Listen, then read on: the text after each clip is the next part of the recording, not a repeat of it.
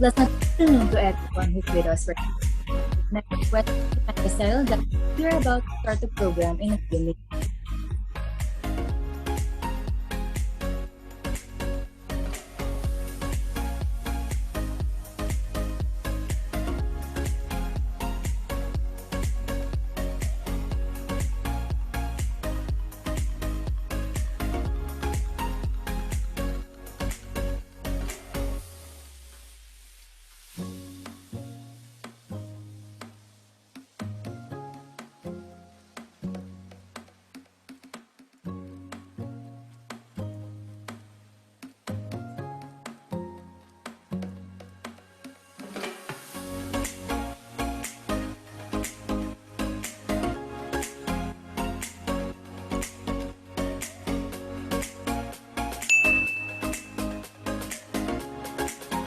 Ladies and gentlemen, here's a few reminders that you need to remember during the webinar.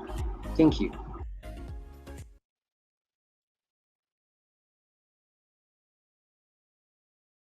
Reminders to everyone. As you register, change your name into your real name for easy identification.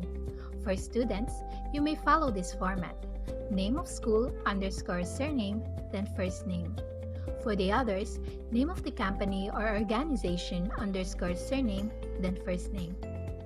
Kindly observe the following rules and etiquette. Please keep your microphones muted throughout the entire webinar to avoid disruptions. Kindly open your cameras if possible. Be respectful and attentive to the speaker and host.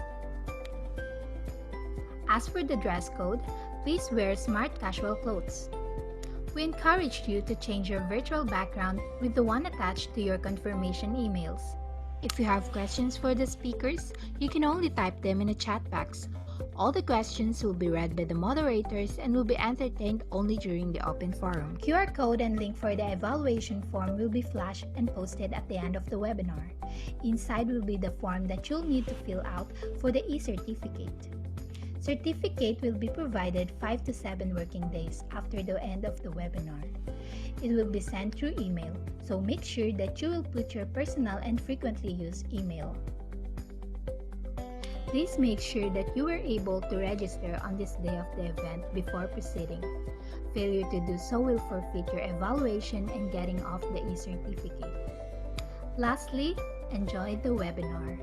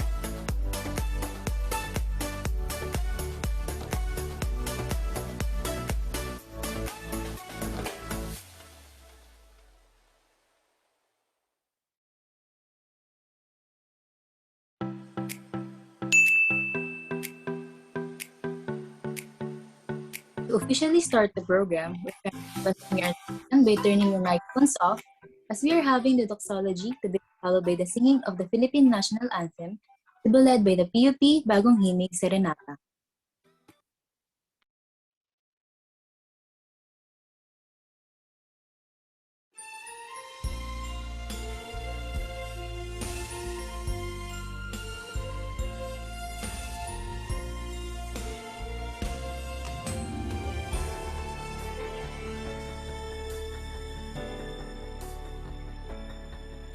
Limang daang taong biyaya,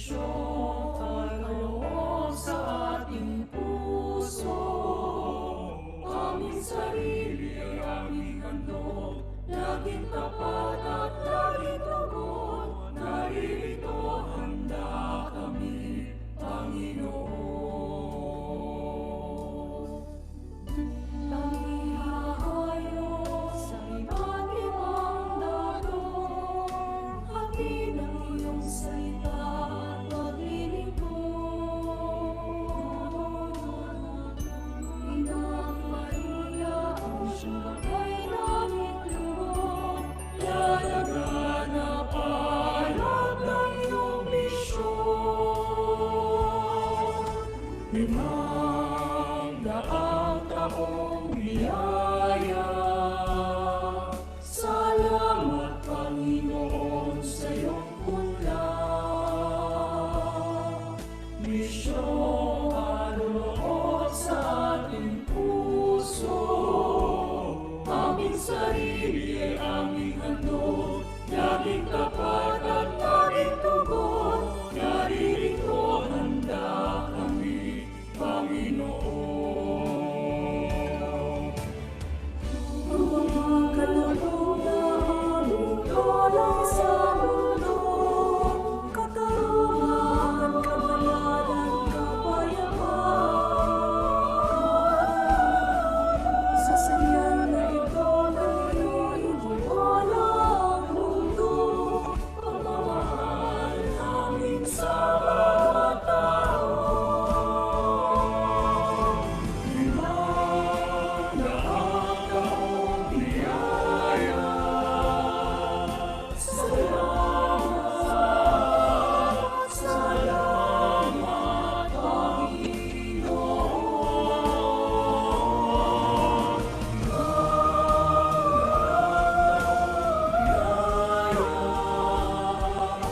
Salamat, Panginoon, sa iyong pula.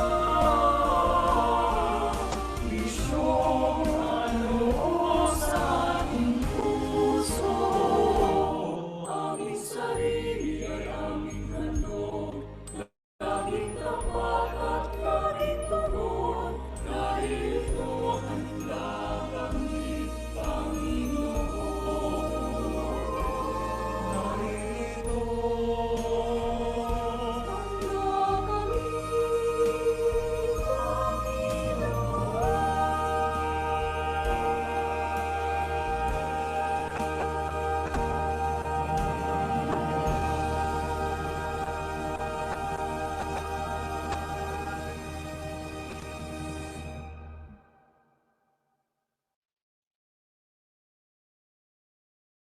Mga kababayan, ang pambansang awit ng Pilipinas. bayang maliw, kaya sa sinamanan, alam ng puso, sa litin mo'y buhay.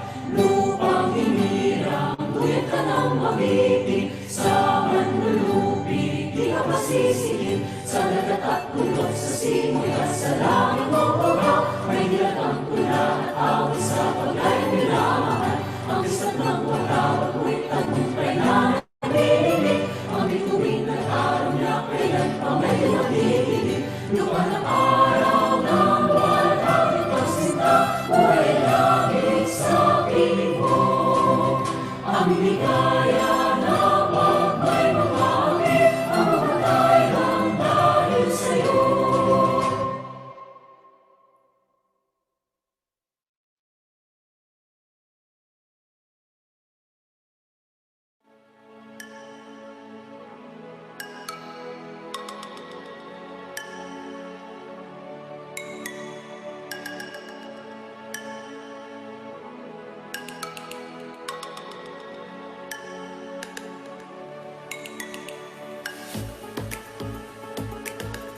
Oh, and yes, hey guys, we would like to greet everyone a lovely Thursday afternoon.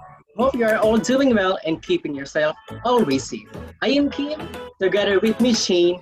We are your MCs for today's webinar.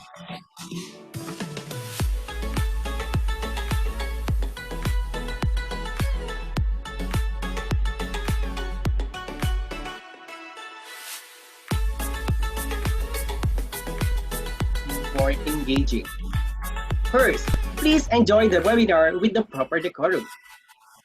Second, you must use the proper reaction buttons below.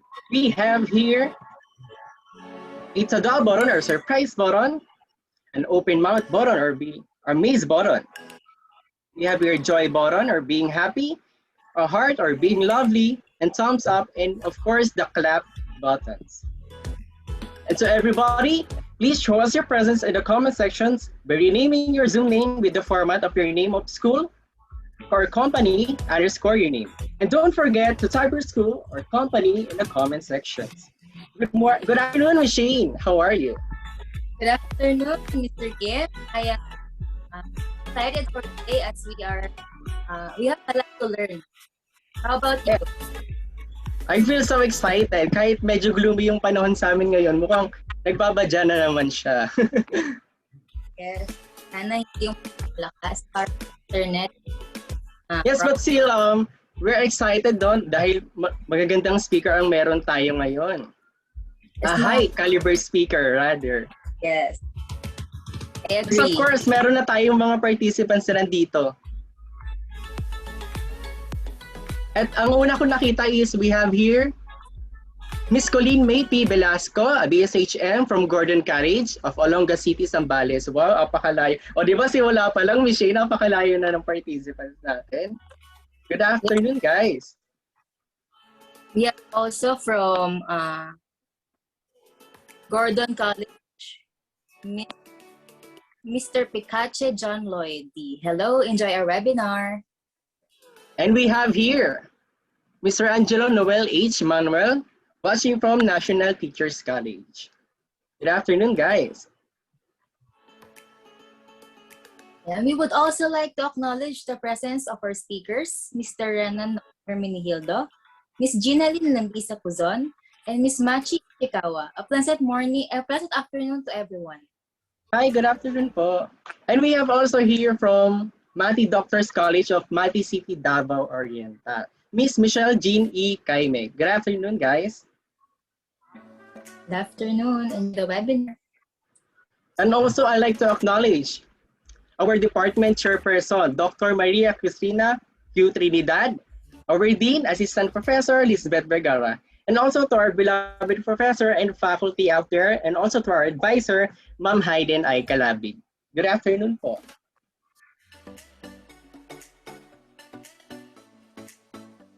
Again, good afternoon to everyone. This event will help you to adapt new learning skills for hospitality students, to create a difference by redefining the future of hospitality, to prepare future hospitality graduates for successful transition into the global workplace. It aims to provide masterclass speakers in demonstrating their solution in adjusting new normal in the future. It also aims to awareness of trends in products and services produced by the hospitality and tourism industry. Okay, are we moving on, Machine? I think we can start now, right? Yes, moving on to our... Yes, but before that, we proceed to our program. We are going to have our first icebreaker for today. The game is entitled Guess the Signages. The mechanics is, it is basically identifying the signages that will appear on your screen. These signs can be often seen in hotel premises, and the game is only limited to registered Zoom participants. Wrong spelling is wrong. Abbreviation is only applicable if stated in the mechanics. And don't forget to comment your answers in the comment sections. Those who got it right will win an exciting prizes. Okay, for our first signage, we have... It's like a color yellow stand with caution word on top. Can anyone guess this right? Oh, we're flooding of answers.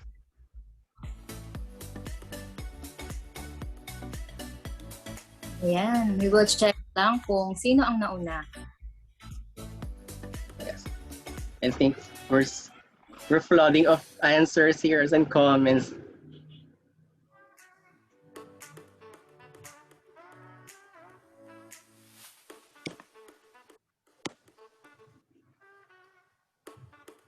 Ayan, habang hinahanap pa kung sino yung winner, we would like to greet mga FB Live participants. Hello, enjoy the webinar. Yes, good afternoon to our FB Live participants. Ayan, we have the winner na. It's from University of Baguio, Mr. Songduan Tad. Congratulations. Yes, wet floor is the correct answer. Wet floor signs and or remind people of slip and fall hazards in the immediate area. These hazards include the presence of liquid or other slippery substance on the walking surface as a result of routine cleaning, accidental spill, product leaks, or presence of inclement weather condition. Basically, ginagamit ito sa ating mga Lapag para hindi tayo madulas. That's it. Okay, for our next signage. Okay, a color red with like sleeping human below, and it looks like a hook. Can anyone guess it? And again, we're flooding of answers. Thank you guys for participating.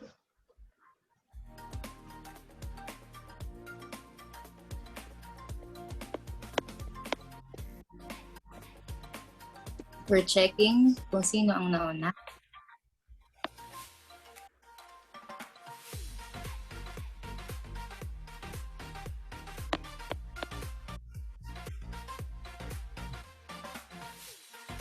Ayan. Ang sagot ni Miss Aaron Angela is do not disturb. Not disturb correct. Yes, it is correct. Congratulations, Miss Aaron. Congratulations. And again, a do not disturb sign is a sign that a guest in a hotel hangs outside their room to tell other people not to knock the door nor enter. Again, congratulations to all the winners. You can claim your prize after this webinar.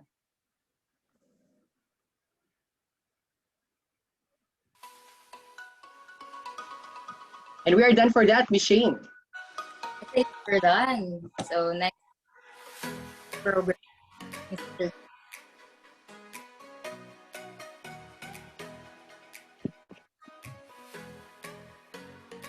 Ayan, I guess it's time to start the program proper, and there's no better way to start than giving the spotlight to our chairman to formally welcome us in this gathering. May we call on our chairman of this event? For opening remarks, Ms. Arlene Dolohan, let's give her a virtual round of applause. All the participants today for our 3-day webinar series. I hope you will learn something today that you can use in your future careers. I welcome all the eminent speakers who comes here to share their knowledge and vast experiences. Thank you so much for taking your time out of your busy schedule to be with us today. I would also like to acknowledge the effort of Team Prime. This event would not be possible if not because of them, and of course, our course facilitator, Professor Hayden I. Calabi, for her non-ending support and assistance. Thank you so much, everyone. Welcome to day one of Hospitality Zoom, Redefining the Future of Hospitality. I hope you enjoy our webinar. Oh yes, thank you, Ms. Dolohan, for the wonderful and heart-warming opening remarks. We would like to request everyone to kindly turn on your cameras when the discussion starts. And because we'd love to see your lovely faces. And moving on, our 3 high-caliber speakers for today will tackle hotel optimization, discussing the ability to learn and take away tangible items to put in practice. They expand into products and services outside of their normal realm. And as for our first beloved speaker, she will tell and teach us about new experiences as she believes events need to create opportunities for audiences to take part in shared experiences to bridge the gap between virtual and in-person audiences. Ms. Shane, take away. So we're now going to proceed with our first speaker for today.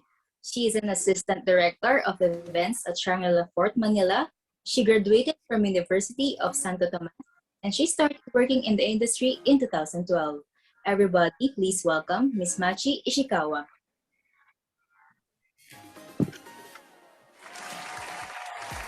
Good afternoon, ma'am. Hi, good afternoon, everyone. Thank you so much for inviting me here. It's our pleasure, ma'am. Thank you for giving us your time. No, it's a pleasure as well.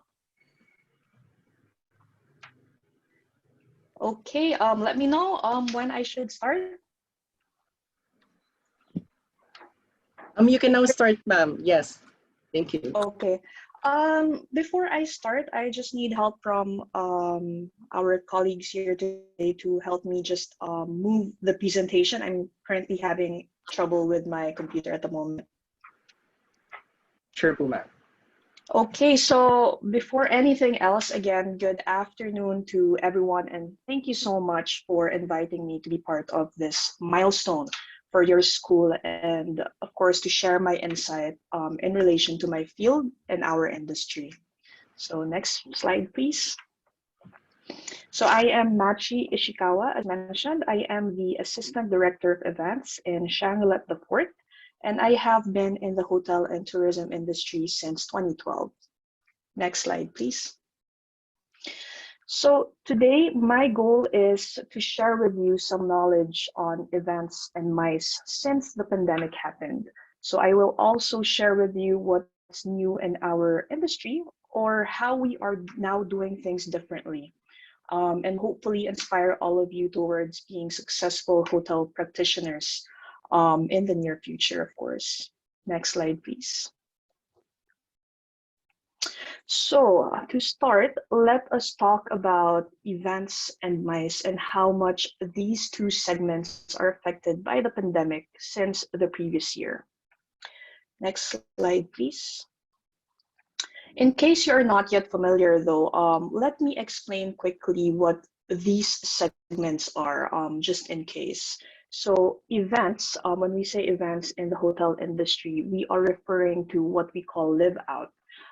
These are bookings or requirement in the hotel that do not require guest rooms. So it's mostly just function room bookings. And these come from clients from different companies and even private individuals holding weddings, social events, birthdays, and the like. Now, when we talk about MICE in a literal sense, these are events, conferences, incentive bookings, exhibitions. These requirements would usually need at least 10 guest rooms to be booked along with the function rooms. So most of the time, guests who are invited in MICE events are usually coming from different parts of the world, so not just locally here in the Philippines. In the hotel, that's what we call group bookings. So these are MICE events. So at least you are now able to somehow differentiate what we call in the hotel events or live out and MICE or groups. So I won't get into the nitty-gritty of it all, but I just wanted to give everyone a bird's eye view based on percentage. Next slide, please. As you can see on the screen. So this is a chart on the international tourist arrivals decrease in January to April of 2020. So this was last year, first quarter. So this as compared to the previous year, which was pre-pandemic in 2019, and this was adapted from the World Tourism Organization. So as you can see, although it's a bit blurry right now, but the blue one, which is under the Asia and the Pacific, the first quarter of 2020 alone, again, as mentioned, in January to April, which is when the pandemic really hit and started, there were already a drastic decrease for the Asian Pacific region, which is negative 51%. And as we all know, it really went downhill from there. It was a struggle in general in the tourism industry, not just hotels, all over the world. So there was really a drastic impact when it came to events and MICE throughout since the pandemic happened in 2020. And we could not hold events for more than 6 months at some point. Small and most especially, of course, big events were put to a halt. So next slide, please. Okay, so basically, what does this mean for the industry and what does it mean right now? The pandemic shook the industry particularly hard, as I've mentioned, and turned many hotel businesses upside down. And a lot of hotels all over the world was forced to play defense by temporarily closing hotels, furloughing or letting go of employees, cutting salaries and other costs. And some even started borrowing money from banks to provide some financial breathing room for their company. So the pandemic hit other hotels differently. It may not be the same, but it hurt just as much, if not more. And that is why I'm sure on social media and online, not just in the Philippines, but all over the world, you would notice a lot of CEOs of companies or hotel brands giving public interviews talking about how much they feel terrible about letting go of employees or closing down some hotels even because they really needed to survive and sustain the business that will be operating in the next few months up until now. Um, so we have been focused on cleanliness and safety, obviously, because this is our number one go-to when the pandemic happened. We had to make sure that we were safe and clean for guests and colleagues alike. We had to make sure also that our cleanliness and safety certifications were updated and enhanced when the pandemic happened. So ensuring that not only our guests are well and safe, but as mentioned, our colleagues as well. So it's an overall directive to make sure that everyone, regardless of whether or not you are part of our company, everyone will be safe. So all hotels, basically in general, and establishments invested and got themselves into learning new ways to really operate using technology and online channels, as you also see in the different social media platforms and articles that you might come through or go through via Google. And hotels in general started looking for ways to do things differently than we did pre-pandemic. So everyone literally had to up their game to stay in the game. The situation now is still obviously very different from how it was before the pandemic happened. But even if business is not yet back 100%, there is still that silver lining for us in the industry, because by needing to adjust and change, we were able to really come up with new ways to gain more business. So next slide, please. Which will now lead us to the question, how are things different now for the events in hotels or for the hotel industry in general? Next slide, please. So new ideas and innovation came out from all the struggles, meaning because of all these restrictions, because of all these challenges when the pandemic hit, we were all forced to really come up with new creative ways to stay afloat and stay in the business. So as mentioned, new ideas, innovation, and creativity are key.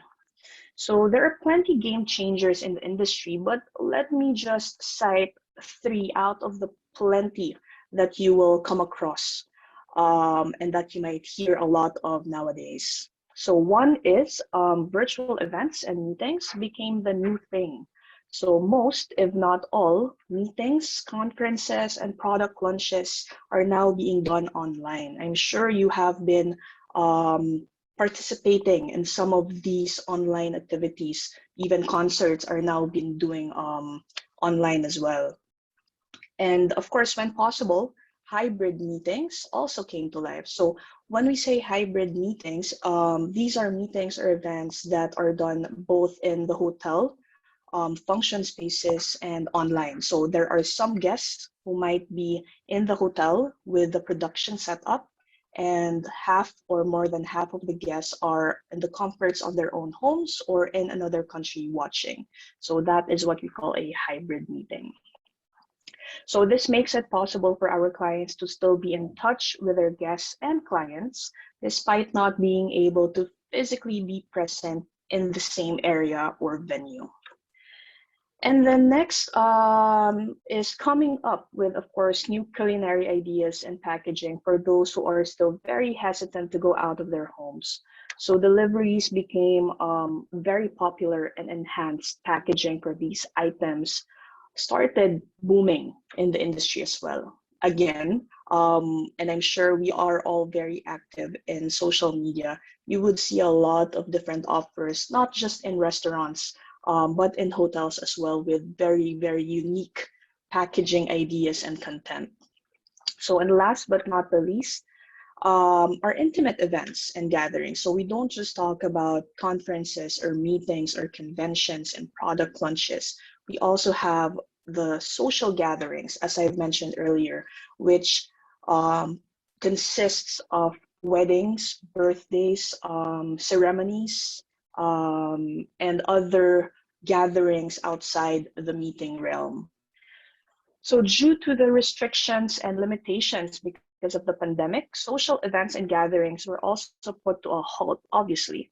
Weddings used to be gatherings of 150 persons or even more than 1,500 persons in a day just for a wedding. But because of the pandemic, this also changed drastically, where guests have been restricted to hold events for only 10 persons to 20 persons. There were some months where we were not allowed entirely to hold events. So this is where our industry partners also started doing things differently. And when I say industry partners, I am referring to stylists, florists, event coordinators who we work closely with. This gave them a chance to really up their game as well, making intimate look grand. So you can just imagine a very small, simple space for 10 to 15 persons. But when you see it in pictures, because of how they styled and designed the venue, it made it look as if they were in a very, very big, luxurious, grand function room. So hotels all over the world were able to really bring out their creativity when it came to how they are able to make it different for guests, because we were all eyeing for the same business, we were eyeing for the same market. And because the pandemic hit, the communication, the personal touch, the personalized touch that we used to do, that gave us a 360 wake-up call. So we were able to really extend and exert extra mile in everything that we did because of the pandemic. So next slide, please.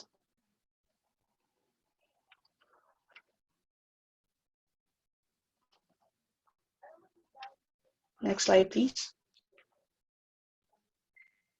Okay, so these are just sample photos of virtual meetings, hybrid events, and intimate wedding receptions. Like what I've mentioned earlier, now almost anything is possible through technology. So you will see this kind of setup on social media or on TV when you watch shows from Hollywood or in Europe.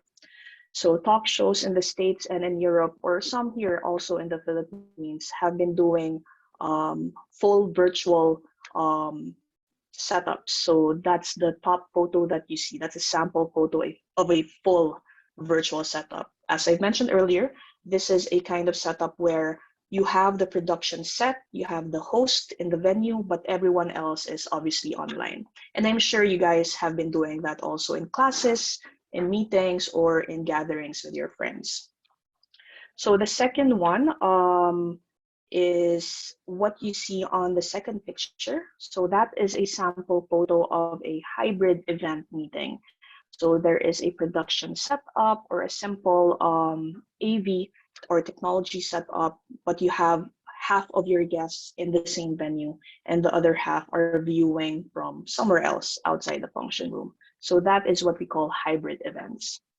Now for intimate gatherings and weddings, if you are not yet very familiar, on a normal day pre-pandemic, on a roundtable setup, we can actually set up or place 10 persons to be seated on the roundtable setup.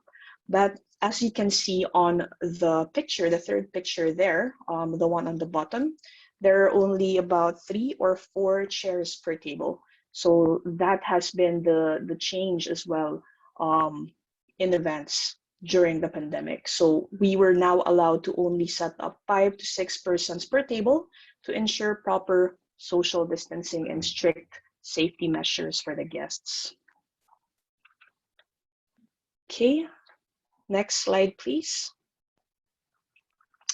So next, we have, these are just sample photos that I saw online of innovative packaging, which is really something hotels and other establishments and companies are now offering.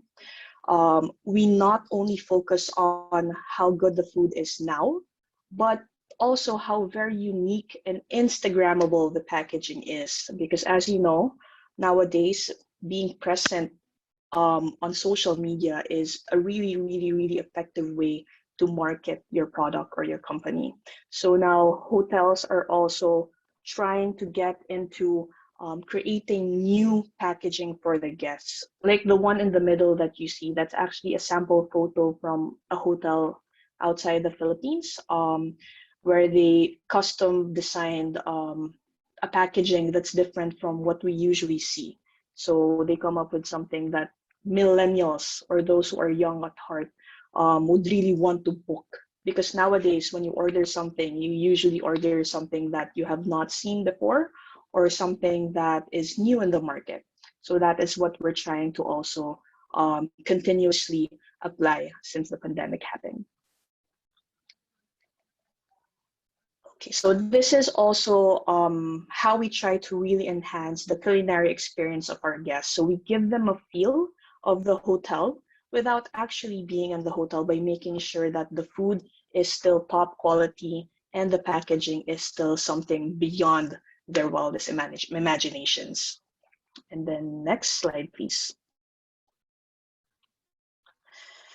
So despite all the challenges we are facing now, or we have been facing since the pandemic, and I'm sure you guys have been experiencing that too, that challenge, that difficulty. If you are really a passionate person about always going the extra mile and making guests happy, the hotel industry is still where you can achieve this. So there will always be obstacles, obviously, and challenges, and a lot of difficult times, no matter where you are or no matter what company you're in. But in our industry, being friendly and personable, being compassionate and understanding, being a team player, and being well-spoken and confident are really something that you can hold on to, especially now with all these obstacles we have ahead of us. So how you look and act can matter as much as your ideas. And first impressions are key when it comes to any kind of setting, especially in our industry, as I've mentioned. Nowadays, job satisfaction isn't always linked to how much money you earn or whether you're following your passion. So what really makes for happy employees is a job that's rewarding on a deeper, more intrinsic level. More specifically, jobs that are collaborative and rewarding have been found to spark the greatest joy in employees. So, before ending my talk, I would like to share with everyone a quote from Cesar Ritz. Next slide, please. So the key is to set realistic customer expectations and then not to just meet them, but to exceed them, preferably in unexpected and helpful ways. So this is something that we can all apply because the pandemic is something that no one saw coming, but we all really had to adjust and keep thinking and thriving to stay in the game. And that concludes my presentation. So if you have any questions, please let me know. Thank you so much, Machi Ishikawa. Arigatou gozaimasu. And thank you. Here are some of my takeaways from that talk because grabe, ang ganda ng talk ni ma'am. Parang nakaka-inspire lalo na graduate kami. And then here it is. Ang pinaka naging idea ko is new ideas and innovation come up from all struggles.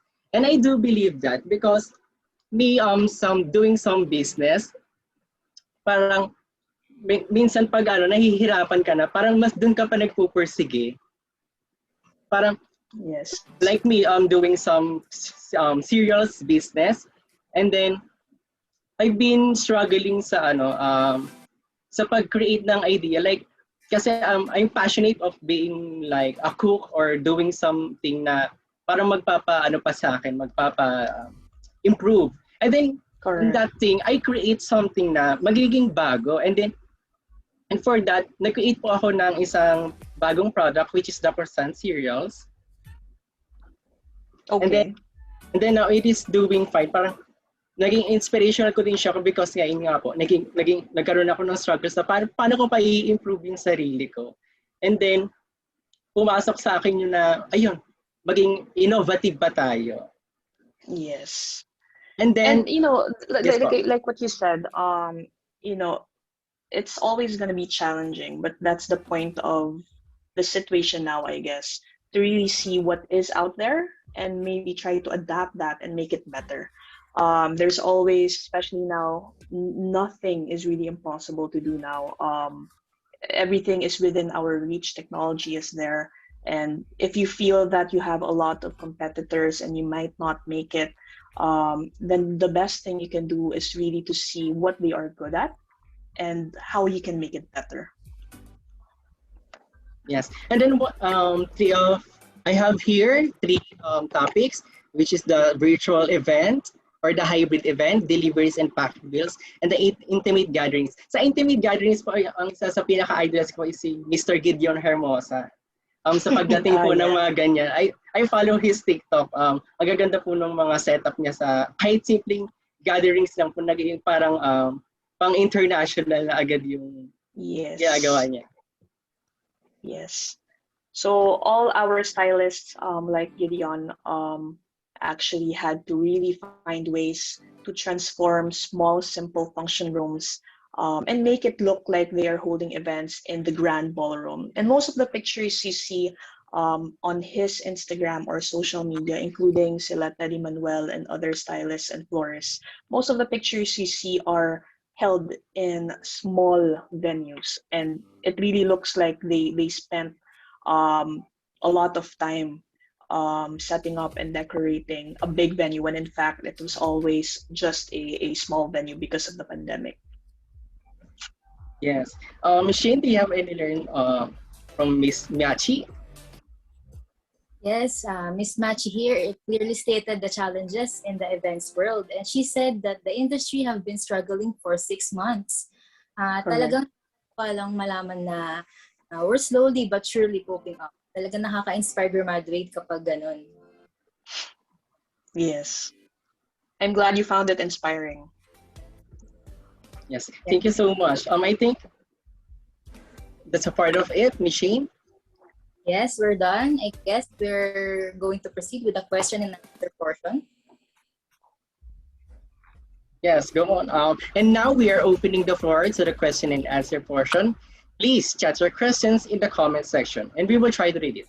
Or just simply raise hand reaction if you will be the one to unmute your microphone. Thank you so much.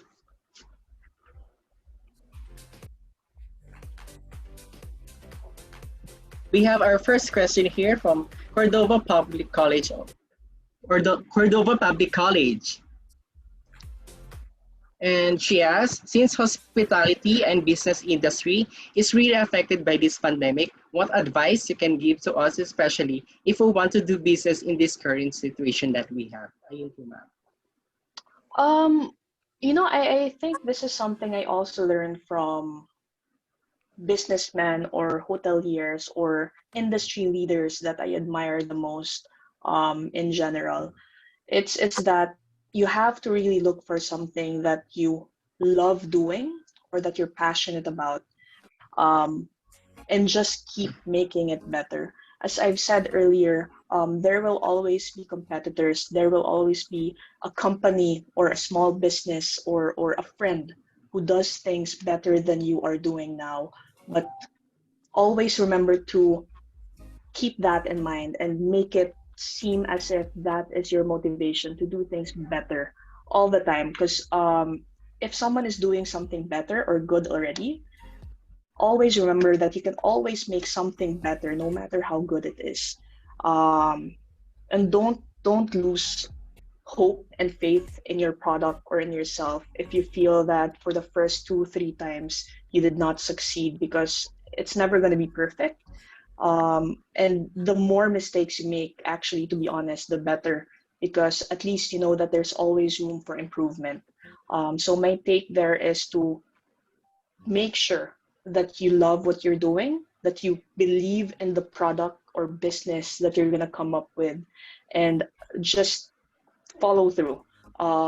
Just keep following through with your ideas and your plans, because eventually, when everything is settled, it will all fall into place and it will be successful in the long run. Yan po. And I have a question po. Since si event management is a labor intensive, but nagkakaroon po tayo ng mga unemployment from that because of the pandemic. May I ask po if what is our edge like me students or graduating students pagdating po namin sa may industry na po na yan? Parang, Sorry, what do you mean? Parang madadatnan po namin after this pandemic.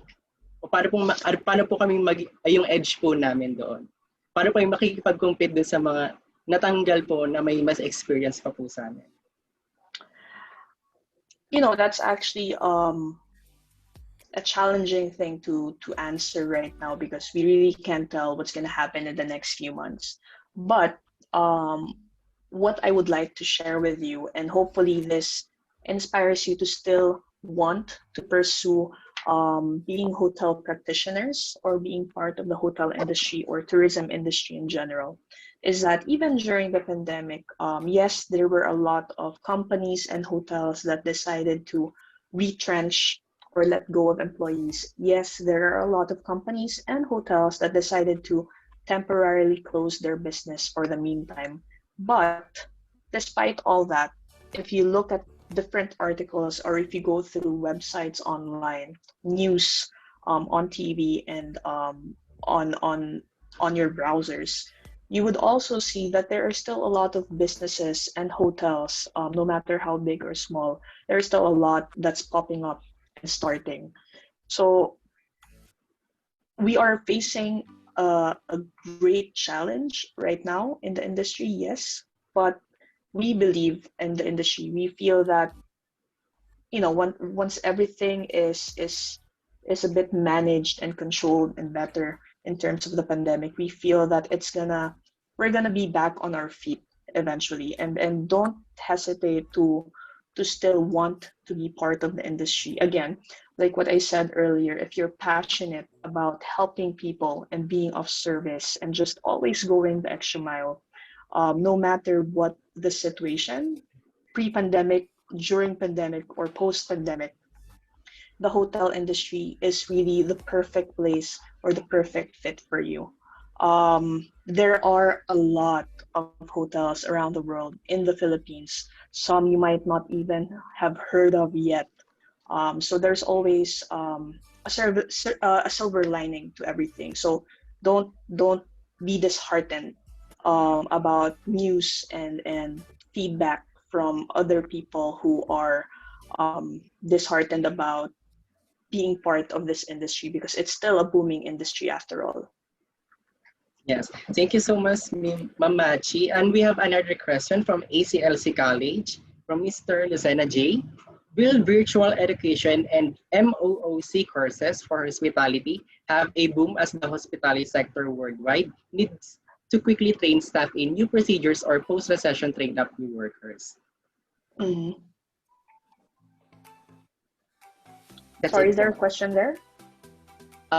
His question is, will virtual education and MOOC courses for hospitality have a boom as the hospitality sector worldwide that needs to quickly train staff in new procedures or post-recession or train up new workers?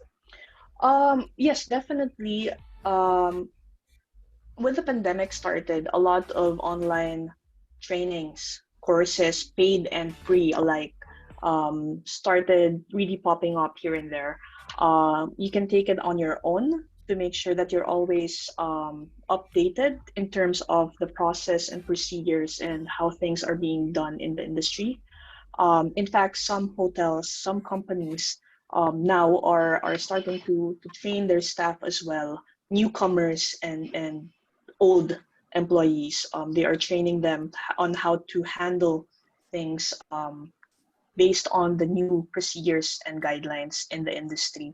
So whether or not you're already part of a certain company or you're still looking, there are always opportunities to learn these things on your own as well. So don't, I guess the keyword here or the keywords are, do not hesitate to learn new things and apply for this courses, classes, or certifications, because it will really help you also along the way or in the long run.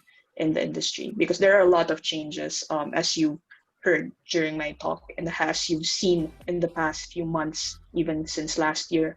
There are a lot of changes, a lot of things that we are doing now differently from how we used to do before. So it will be offered, and it is being offered, and it's gonna be a continuous learning process for everyone. Yes, thank you po, ma'am. We have another question from Miss Trisha Nicole Ronda. What do you think po will gonna happen sa industry after 5 years? Parang interview.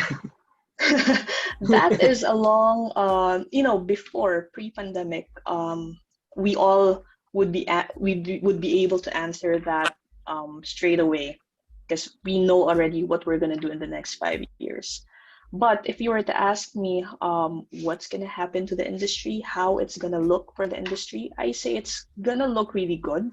Um, I'm very positive about things, especially if we're looking at a longer time from now, because of all these changes, all the technology that's being offered right now because of the pandemic. I think it's gonna help make the industry better once the virus or the pandemic is over.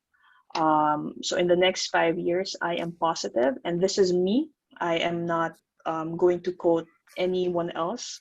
I'm positive that we will be back on track and hopefully better and stronger in the industry because of all the changes that we have adapted to already. Yes, go on, Shane. Yes, thank you, ma'am, for that affirming. So let's now proceed to the giving certificate.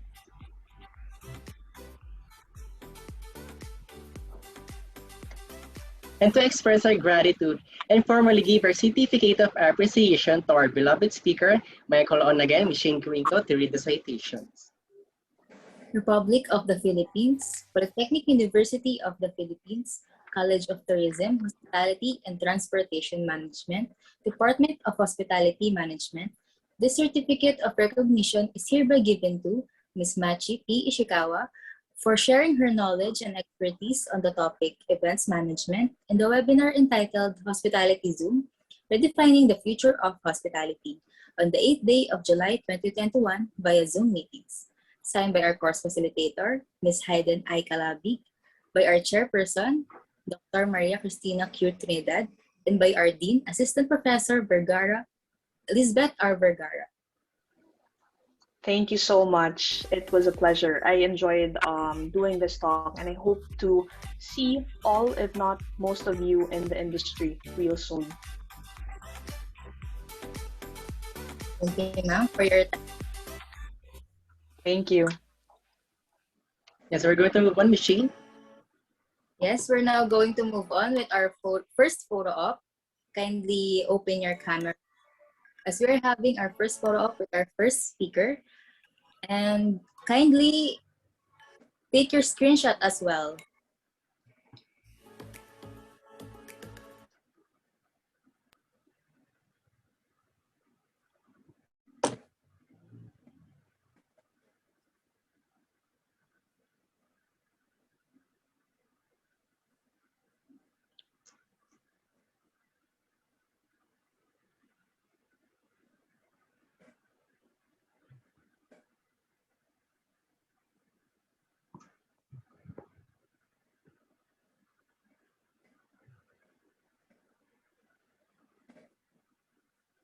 Hi, Ma'am Machi, are you still here po? Can you please turn on your camera po? If we are going to have photo off lang po. Yan, ma'am. Yan, thank you po.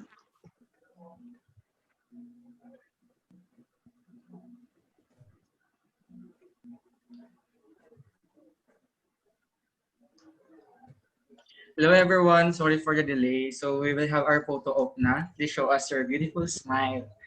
So first window, 1, 2, 3, smile. And second window, 1, 2, 3, smile. For our third window, 1, 2, 3, smile. For our fourth window, Smile. For our fifth window, smile. For our sixth window, 1, 2, 3, smile. For seventh window, 1, 2, 3, smile. For our eighth window, 1, 2, 3, smile. Our ninth window, 1, 2, 3, smile. For our 10th window, 1, 2, 3, smile. And for our last window, 1, 2, 3, smile. Thank you. Okay, thank you so much, Mr. Fragata. And again, thank you so much, Ma'am Machi, for that wonderful talk and, Thank and you. sharing us your pleasure time. Again, guys, if you have any further questions and concerns about Ma'am Machi, you can contact her in her social media accounts. Thank you so much. And moving forward, to add a blastful energy to our event from one of the talented PUPs. Everybody, here we have Miss Jessica Belmonte to sing a beautiful song entitled To One Poor by River Maya. Let us give her a warm virtual applause.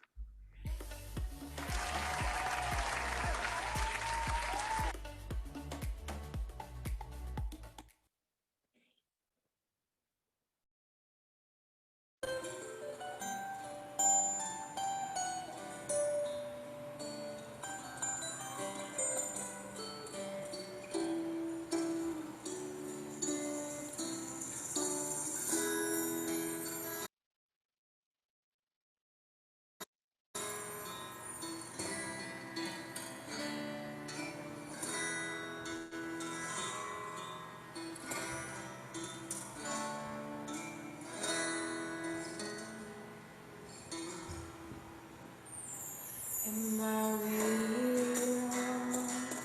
Do the words I speak before you make you feel?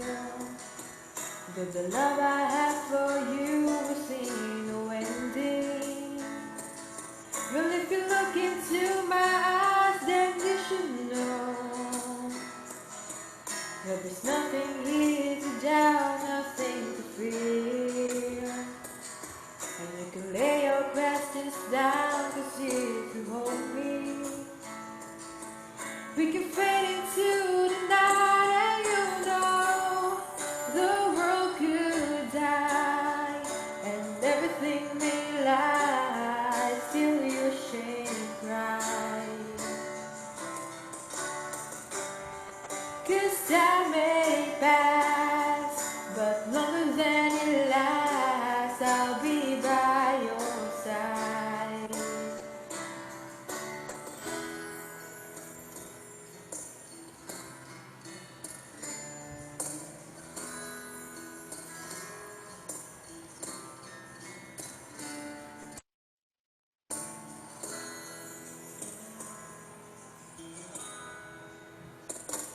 Take my hand and gently close your eyes so you could understand that there's no greater love tonight than what I've for you.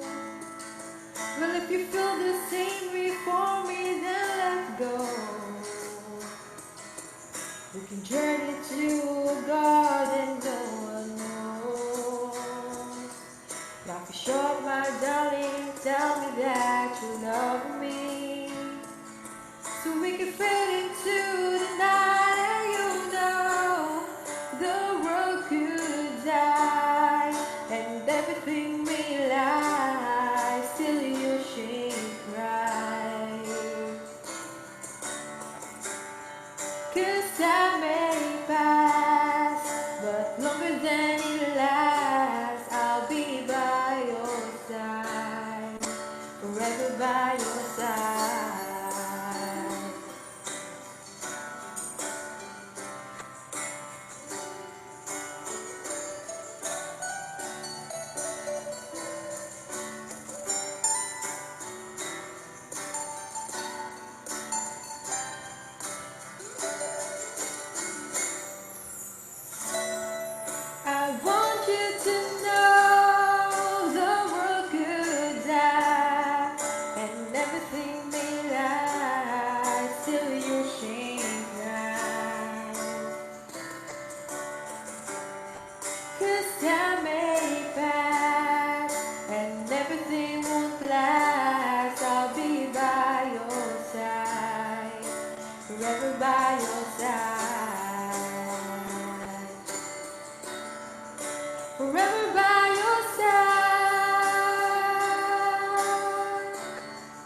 so you won't cry.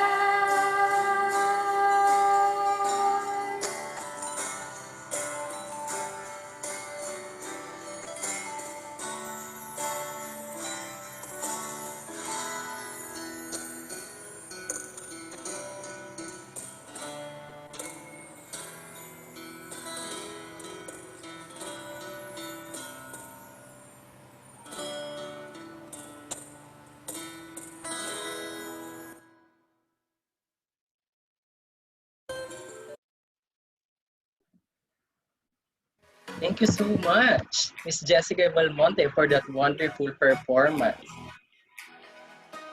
Hi again, Miss Shane, I'm back. Hi. As for we will give a shout out to our participants. We have a participant from India, Miss Shivapa Anagudra. Wow, from India. Grabe. International level pala ang ating webinar today. Yes. And from Cebu Normal University, Medellin Campus, Miss Kenine Elmendal. Hello, guys. Good afternoon. From Golden State College of Coronadal, Miss Crislin T. Boluso. From Eastern Samar State University, Miss Ana Dominic H. Sobreviga. And we have here from Negros Oriental State University, Ibanez Rafi J., a BSHN student. Good afternoon. Please enjoy our webinar.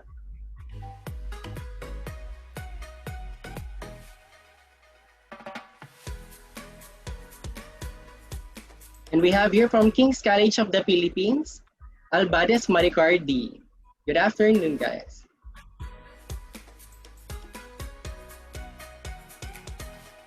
And we have here Mac Brian S. Sedantes from Pateros Technological College.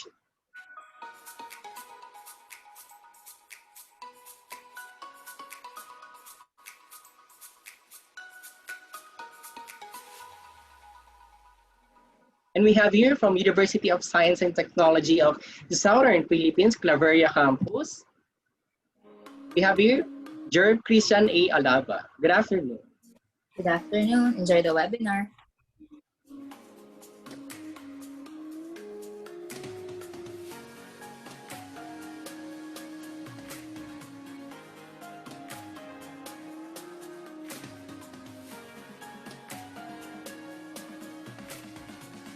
And we have here from Emilio Aguinaldo College, Cavite. We have Abuyin Aryan. Good afternoon.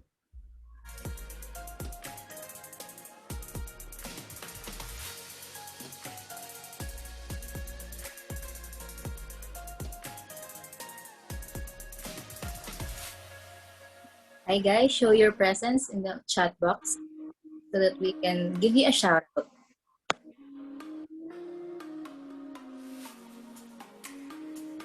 And from Liceo de Cagayan University, hello, Miss Tanay. I think we can have our face of the day, Miss Shane. Ready ka na ba?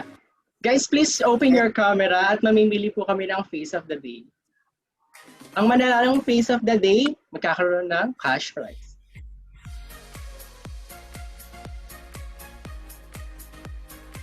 And can we open your camera? Open your camera, guys. Ayan, pipili kami. May napili ka na ba, Miss Shane? Wait, I am scrolling.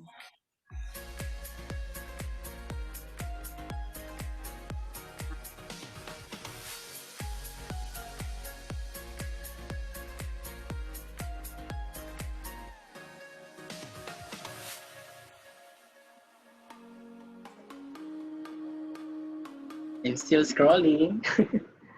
Just smile, guys. Parang may napili na ako. Who's that? Miss Shane. Si Miss Lovely Sucaldito. Congratulations, Miss Lovely Sucaldito.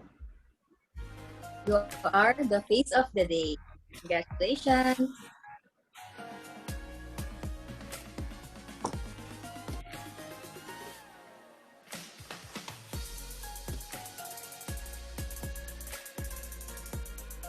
We still have here from Lorenzana, Maverick Loviscu Lorenzana from...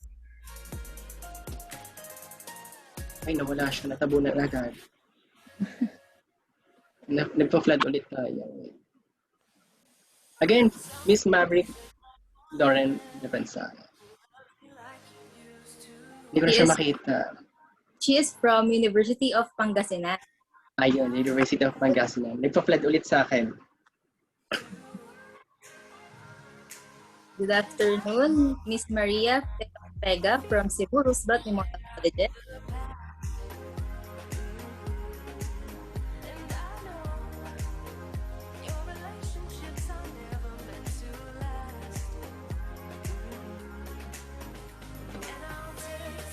But before that, magkaroon muna tayo ng trivia machine. I have a trivia for you.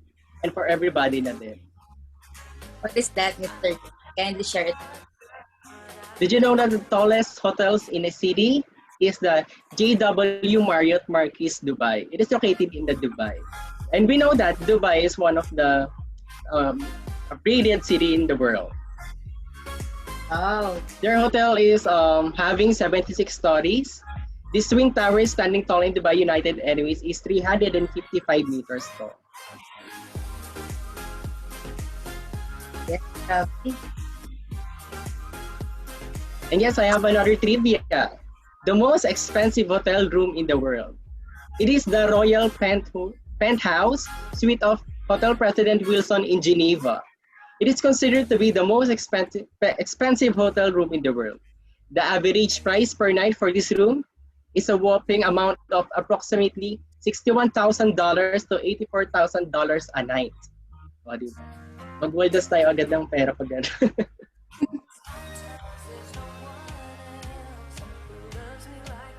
Again, guys, we're reminding you, please have a screenshot of you with the speakers as we are going to require this for your evaluation form later.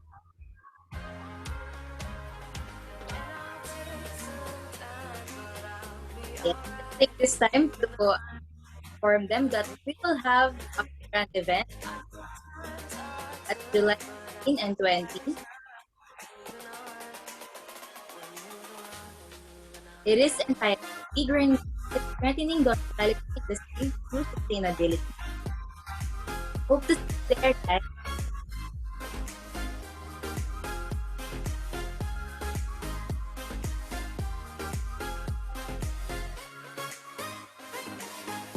Okay, we have here from Columban College Incorporated. Columban College INC. Yan, ipakla.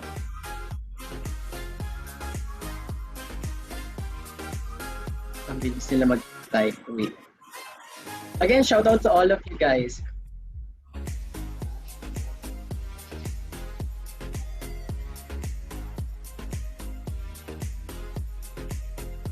Okay, Miss Shane, we're now moving forward to our second speaker. Moving forward to our second speaker, he will tackle the new frontier, embrace new practices for hoteliers, while adapting to a hotel experience as the forefront of operations in maintaining sustainability in the new normal. Miss Shane, take it. Let me introduce to you our second speaker.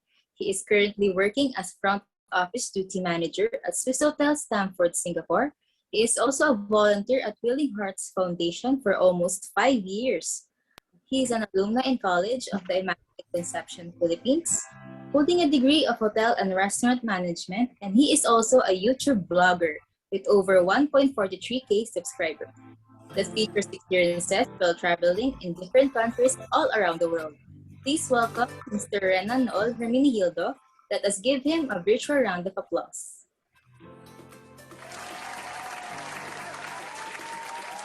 Good afternoon, Mr. Renan.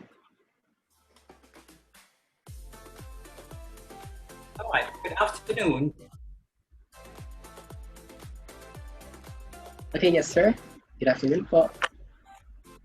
Hi, my name is Renan Nool Herminigildo, and I am your speaker for today. And before that, I'm going to share my screen if that would allow me to do that.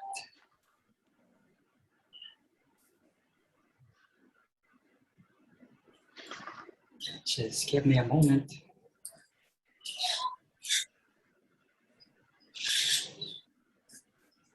There you go. Can you see it? Yes, sir. All right. So are you ready? Everybody's ready? Let me just, because my head is a little bit, just,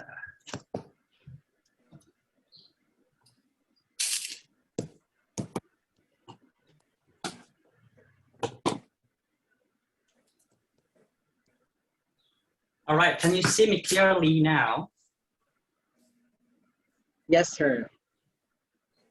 Okay. Good afternoon, everyone. Good afternoon, PUP. And we have a total of how many participants today? 266 in counting. 66 in counting. All right, let's start with our first, or our topic for today is something to do with revitalizing hospitality and tourism industry in the new normal. So there are more than half of the 67 hotel rooms in Singapore, which is currently being used in the battle against COVID-19, according to Singapore Tourism Board. And of course, they are used as the isolation and quarantine facilities, as well as accommodation for returning residents, serving their 14-day stay-home notice. And yes, that's 67 hotel rooms. According to Singapore's Tourism Board data, there are the three sectors contributing to almost half. Let me just go a little bit. Almost half of tourism in one of 2020 are retails, accommodation, and food and beverage. As a result of the pandemic, these sectors have suffered significant declines. And because Singapore's economy relies mainly on tourism, they do not have any other source of income, but only to those people who come and visit Singapore. You may be a tourist or an investor. All right, so as you can see in the slides right now, this is according to Singapore Tourism Board. That is the equivalent of the Department of Tourism in the Philippines right now. So even this difficult year, tourism business played a key role in Singapore's battle against COVID-19. Hotels offered the properties for various accommodation purposes, including government facilities, swab isolation facilities, and stay-home notice dedicated facilities, or SDFs. For example, more than 70 hotels have served as SDFs, or the stay-home notice dedicated facilities at various points since March 2020. All right, to help contain the outbreaks in migrant workers' dormitories early this year, the cruise industry provided the world's first migrant workers' dormitory on cruise ships. Could you imagine that? That's the world's first migrant dormitory on cruise ships as accommodation for more than 8,200. So that's 8,200 workers who had recovered from COVID-19. There are migrant workers who suffered from the virus and has been cured. So these cruise ships are used for their isolation to regain their health. It may look grand, but no, it is not. Because you think they can use the facilities of this ship? No. And social distancing is still strictly being monitored, so no partying on board, and they can be just themselves. So look at this video.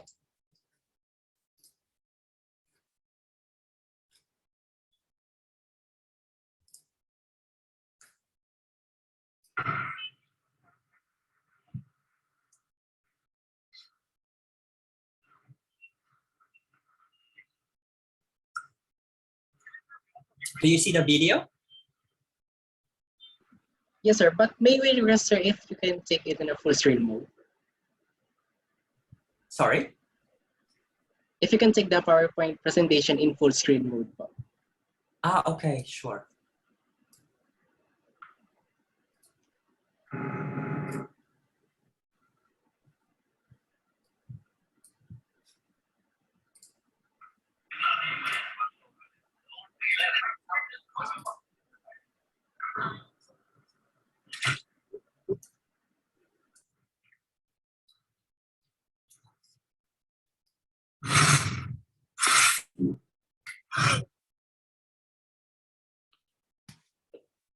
Do you want me to repeat that? I have a question, sir. Does the video have a sounds or none? Yes. Okay, let me just do that again. Just give Yes, me a sir, moment. but we cannot hear it. Well, I think the sounds are not playing.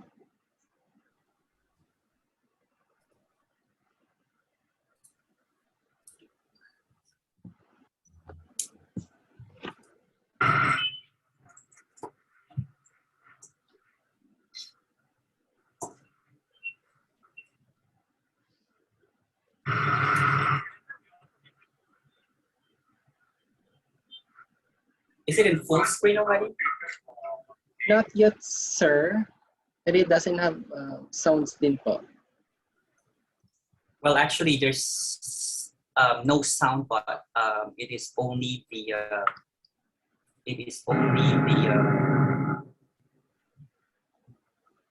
a simple sound, as I may say. Okay, sir, no problem.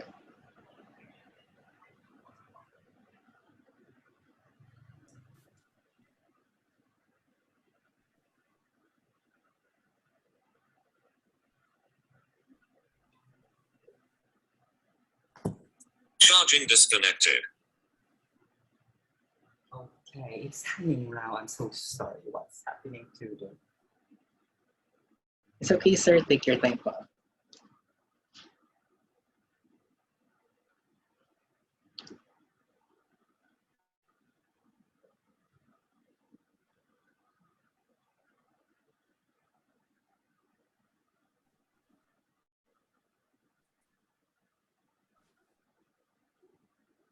Okay, so full screen. Hindi pa din po, sir. Ayan, sir. It is already in full screen mode.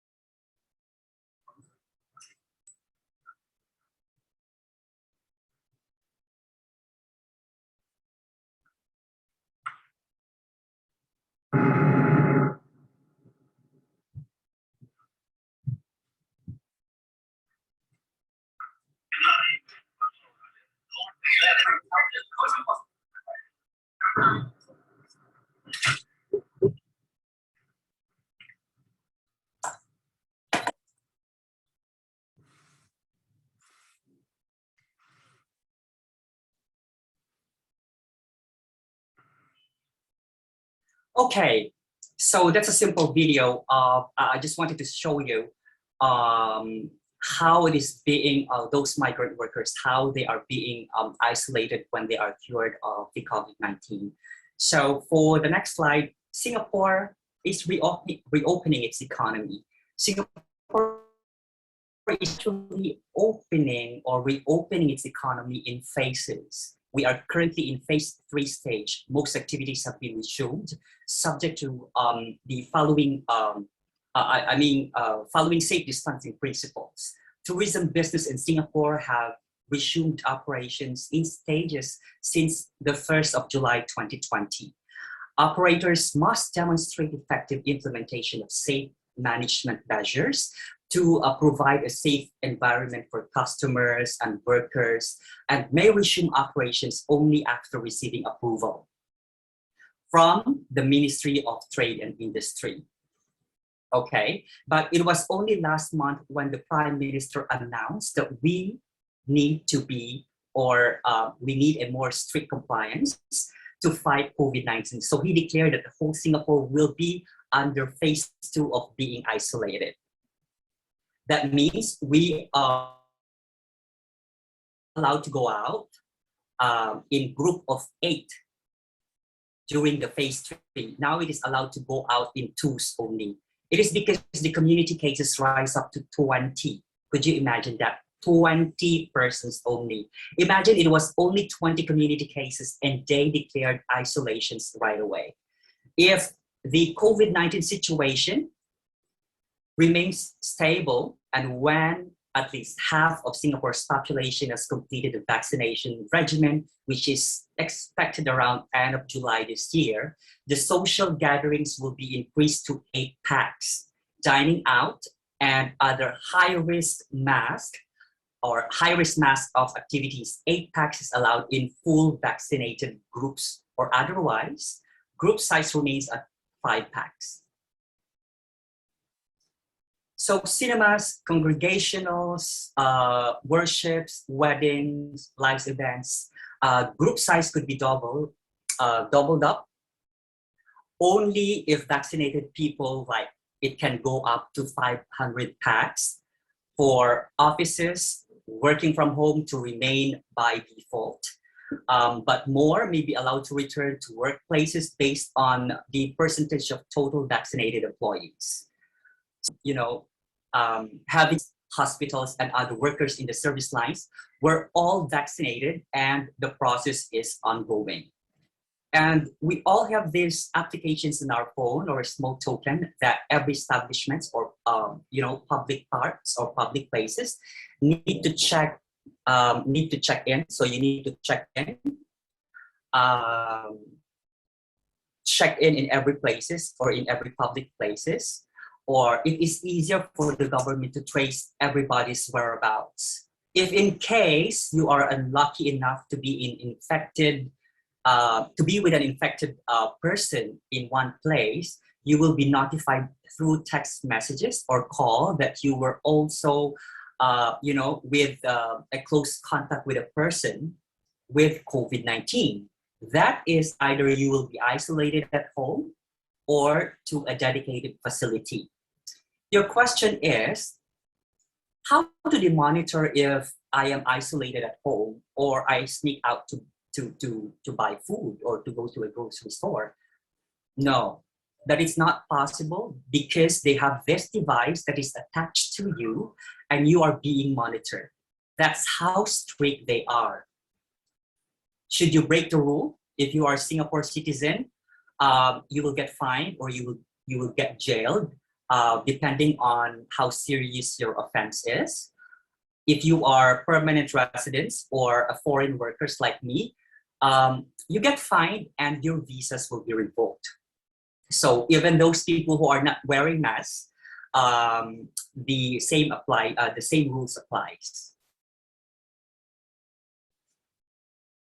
So we as frontliners, and since my hotels is dedicated facilities for stay-home notice, I have my swab test every week to monitor our health, and that is free, take note. So I'm gonna show you this video on being vigilant and creating a safe experience.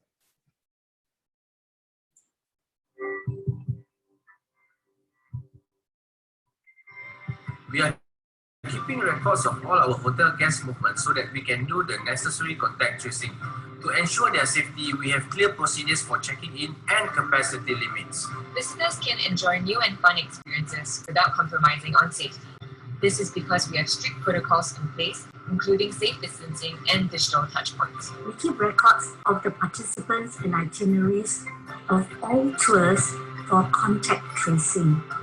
Group limits, strict hygiene standards, and safe management measures ensure every participant's well-being.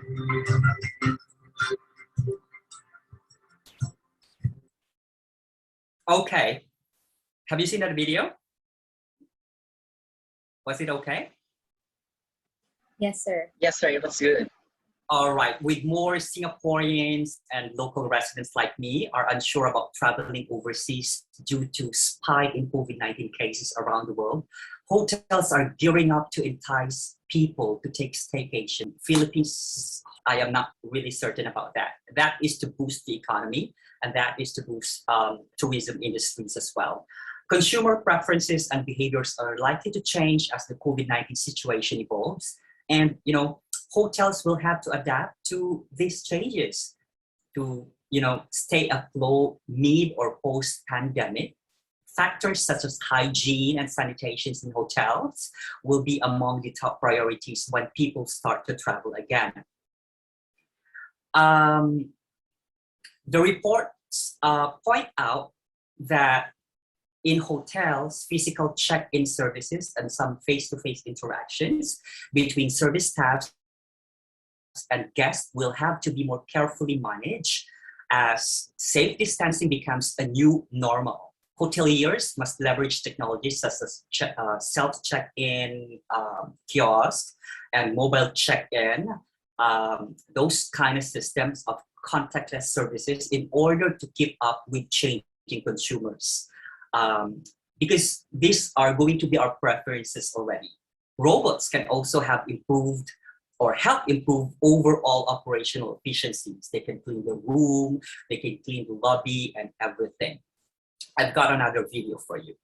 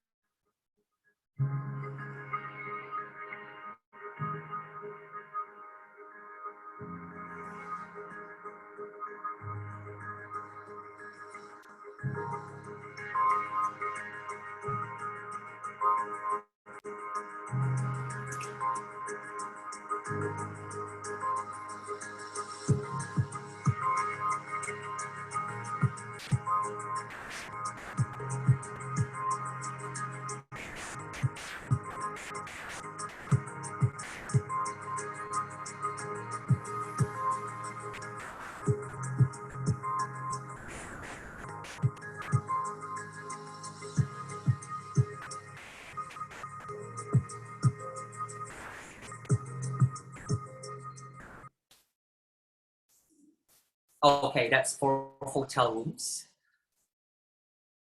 And the meetings, exhibitions, conventions, or what we call the MICE industry is also likely to be affected by safe distancing measures, where the scale of future events reduced, so it will gonna be reduced already. Event organizers will also have to work with sanitation standards. A crisis like no other. COVID-19 has impacted industries, lives, livelihood globally, and threatened the way businesses are conducted and operations handled. The MICE industry has not spared either. For a sector that caters to a decidedly international audience, like Singapore, it's always like that.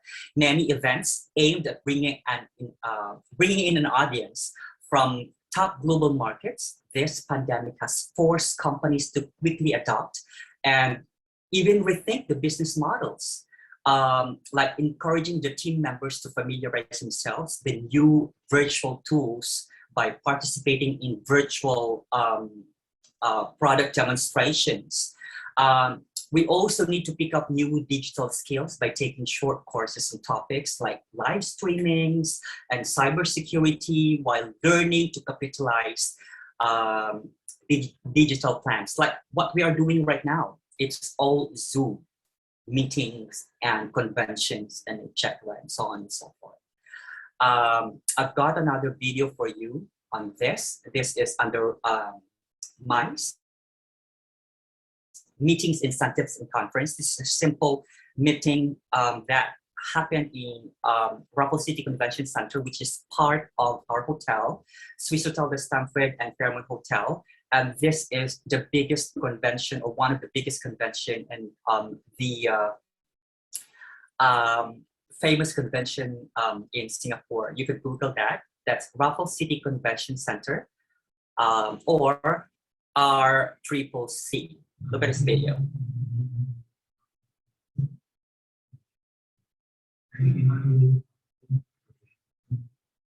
So as much as possible, it is going to be like, you know, more than 1 meter apart or 3 seats away. It's like they're having an examination during this period. So, and also as part of this, sooner or later, they are also going to implement those who are going to attend meetings, incentives, seminars, or weddings, or any other gatherings, that everybody should be vaccinated. There should be no people in Singapore that is not going to be vaccinated. I know there are cases of those who has, what do you call this, allergic drug reactions, but government in Singapore is doing their best that they're also going to be vaccinated. Okay. So what did Singapore do to boost its tourism industry and the hospitality industry now that the country is not open to any travelers?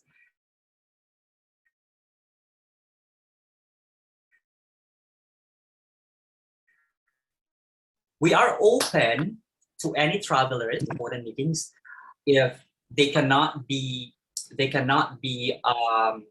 you know, it cannot be done through Zoom. They need to apply for a permit before they could come into Singapore. Even if you have your tickets already, even if you have your meetings confirmed, you have to have your approval before you can get into Singapore. Singapore Tourism Board launched Singapore Rediscover vouchers with, take note, 320 million in credits have been set to encourage Singaporeans to rediscover Singapore. Unfortunately, I am not Singapore, or I'm not Singaporean, so I'm not entitled to this 320 million. Of course, they are going to how many thousands or millions Singaporean citizens are. And that is to support the tourism business. The voucher can be used for attractions, hotel stays, like for staycation, restaurants, and tours. These credits are given to all Singaporeans. They also have their Fly to Nowhere. On October, that was last year, Singapore Airlines planned to offer 3 hours of sightseeing trips that would both take off from and land at Singapore Changi Airport. But because of some environmental concerns, it did not push through after a few trials. But they have this cruise to nowhere instead of fly to nowhere. The reason being they canceled the fly to nowhere because the air is being isolated inside the aircraft, and environmentalists bashed it as what is very famous now in the Philippines, bashing. They released a new initiative, the new Cruise to Nowhere. As of April 2021, more than 150,000 people had taken a cruise to nowhere from Singapore. With no ports to call, the cruise line have focused on creating onboard experiences. And, you know, that appeals to locals and evoke the joy of voyaging within the seas of Singapore. They are going to go out to international seas. That is the reason why you also need to have your passports be ready. But before that, there will be a series of tests that's going to happen. You will have your swab test. I think they are accepting now that you have to be vaccinated and all those things. But what if the question is, what if there will be you'll get your swab test, and okay, you passed through, you are on cruise, and then suddenly there will be somebody who is suddenly a COVID positive. The ship will need to go back to the port of Singapore, and the government will decide whether all these people who are on board the ship will be isolated in that particular ship for a period of time. So far, nothing happened yet that they were isolated. There were cases that one passenger or a few passengers were being suspected of COVID-19, but they were not. They only waited for 16 hours on board. I have this video.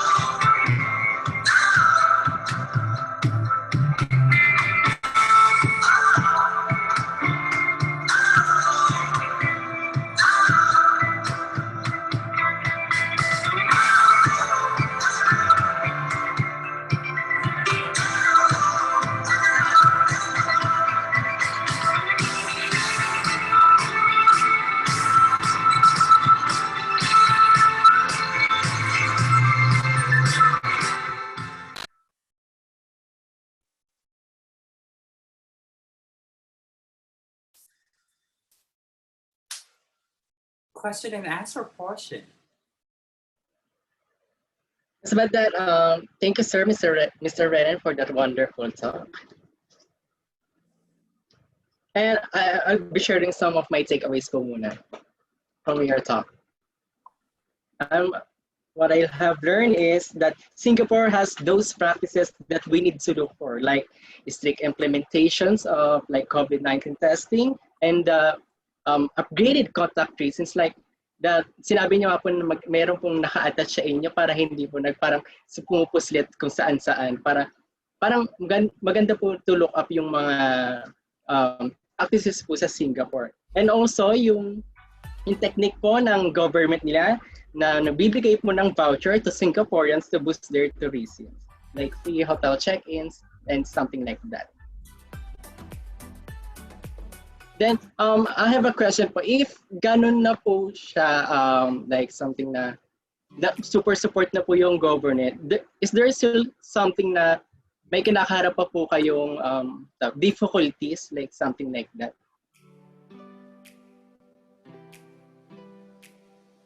Yes, there are a lot of difficulties, but there are still a lot of difficulties because they are very strict, so very strict. Imagine if last month was my birthday, That was June 28th. Belated happy birthday, sir. We were planning because I have very close friends of mine, so it's six of us. We were not able to go out. So it is only, so I just chose one of the closest friend that I have here in Singapore. We just went out. It's just the two of us because during the time, it was only, remember, as I was saying a while ago, it was last month that the Prime Minister announced that because of 20 community cases, he changed the phase 3, which is supposed to be 5 people to 8 people that is allowed to go out. He changed it to phase 2, and that is only allowed. There were only 2 people to go out to dine in. You can imagine if you are a family of, okay, let's say I have 2 children. One is 5-year-old, the other one is 4-year-old. So if we are going to go out and dine in a restaurant, how are they going to accommodate us? How is the restaurant going to accommodate us? See, that is just an example of, the difficulties that we face, even though we understand that Singapore government is only thinking about, our safety. But I am very lucky that I am here in Singapore because I'm being taken care of. Yes, sir. Thank you so much. Again, guys, we are now opening the floor for the question and answer portion. Please chat your questions in the comment section, and we will try to read it, or just simply raise hand reaction, and we will be the ones to unmute your microphone. Okay, we have our first question here, sir. From Miss Camille De Leon Limano, do guests in hotel will provide their health certificate, also in other related documents showing that they are infected with the virus, or once they check in the hotel? Are you referring to when they come into Singapore and check into the hotel? The process is like this. As what I was saying a while ago, even before you come to Singapore, you have to have your permit. You have to have the approval. Nobody could come to Singapore unless you are a foreign worker who has your visa working, or a current visa here in Singapore. Unless you are a permanent resident, unless you have, but if you are coming here to tour, if you are coming here to just attend a meeting, you are not allowed to come here in Singapore. So whoever is going to come to Singapore, they need to serve a 14-day stay-home notice in a dedicated facility, all right?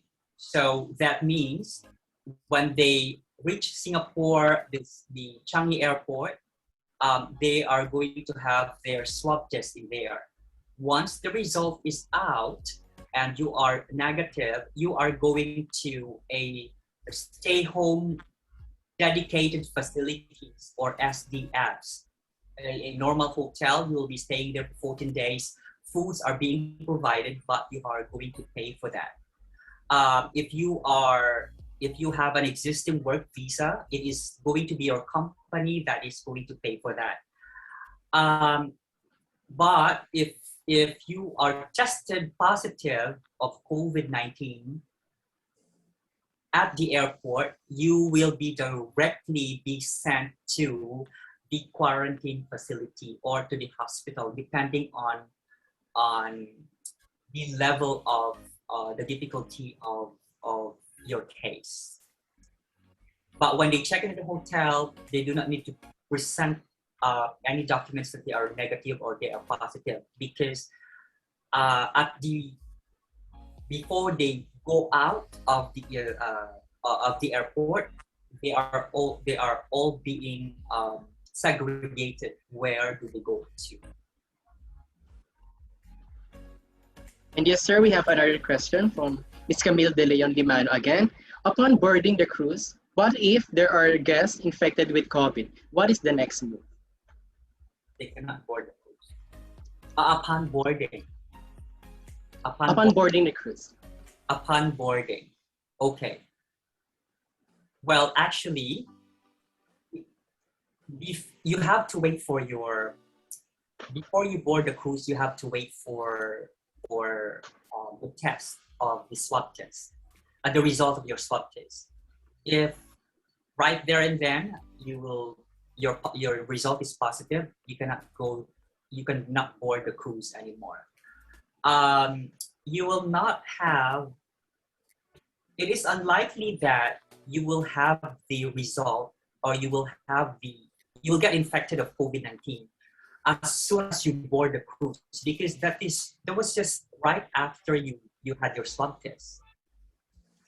Unless otherwise you have the symptoms already of the COVID-19 even before you will get the swab test, then you will not be allowed to board the cruise. Okay, we have another question from Josh Maani of TUP Manila. As a new frontier of the hotel industry, does the hotel employees need to undergo a health seminar or trainings to improve their skills and knowledge? Well, actually, I'm in the front office. I'm one of the duty manager in Swissôtel Stamford, and we are dealing with the stay-home notice.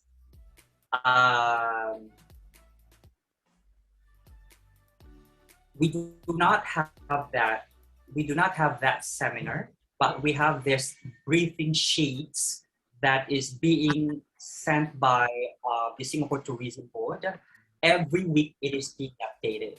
So when we assist the guests, when we check them in, it's going to be not less than a meter of check-in. It's always contactless.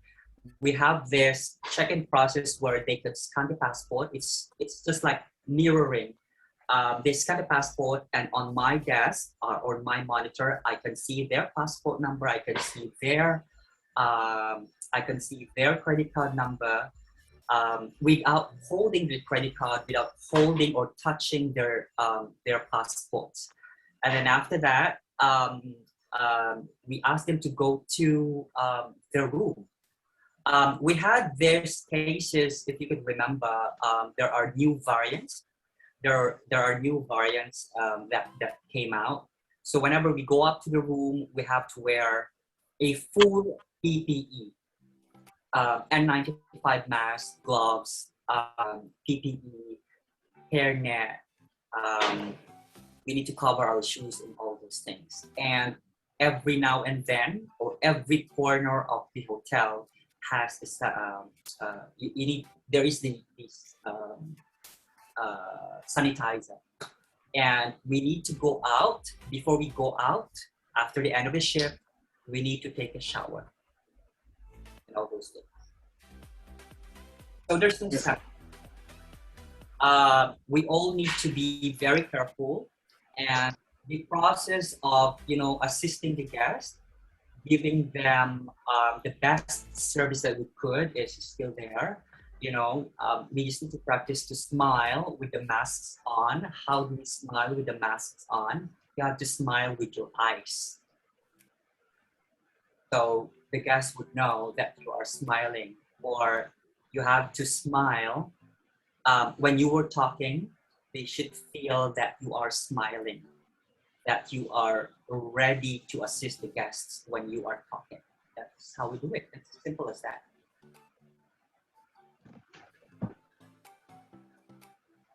I think we have still another question, sir. Sure. Bring it From on. ACLC College, Luzena J. He asked, many customers, especially in the corporate sector, have now learned that things work without face-to-face meetings. Thanks to video, calls, Skype, and Zoom and co. What do these experiences mean for the future MICE business? Does this change in the setup have serious business consequences for the hotel industry? Well, actually, Zoom meetings, Skypes, and all those things has been there for so long. It's just that we are not paying attention to all this technology that is being brought up to us. You know what I mean? Because we wanted to, we wanted a face-to-face meeting because that's what you can feel. That's what you feel. You want a physical person that is talking in front of you. You want those people who you want to see those people who are listening to you. You want a very interactive seminars. You want a very interactive meetings. Unlike on Skype seminars or conventions like this, you cannot see if they are really listening. You cannot see if they are really paying attention. So we do not know. That is the pros and cons of seminars and meetings on Skype, on Zoom meetings, on Microsoft meetings, and all those things. So let's just adapt to the new normal situation because this is how it is. We just need to accept this. Yes, sir. Thank you. Miss Shane, do you have another question for Mr. Renan? Yes, from FB Live actually, from King's College of the Philippines in Benguet. In the midst of the pandemic, there in Singapore, how did the hospitality and tourism industry train the employees and staff for the safety and health measures given guests as we go back to the new normal? There is actually no trainings that was given to us. Well, if you are not really, it is actually up to every individual. How clean are you? Your personal hygiene. Okay. It's about your personal hygiene. When you use the toilet, are you going to wash your hands before you leave the toilet? When you pick up your nose, are you going to use the tissue or are you just going to sneeze? You are going to sneeze, are you going to cover your mouth or what?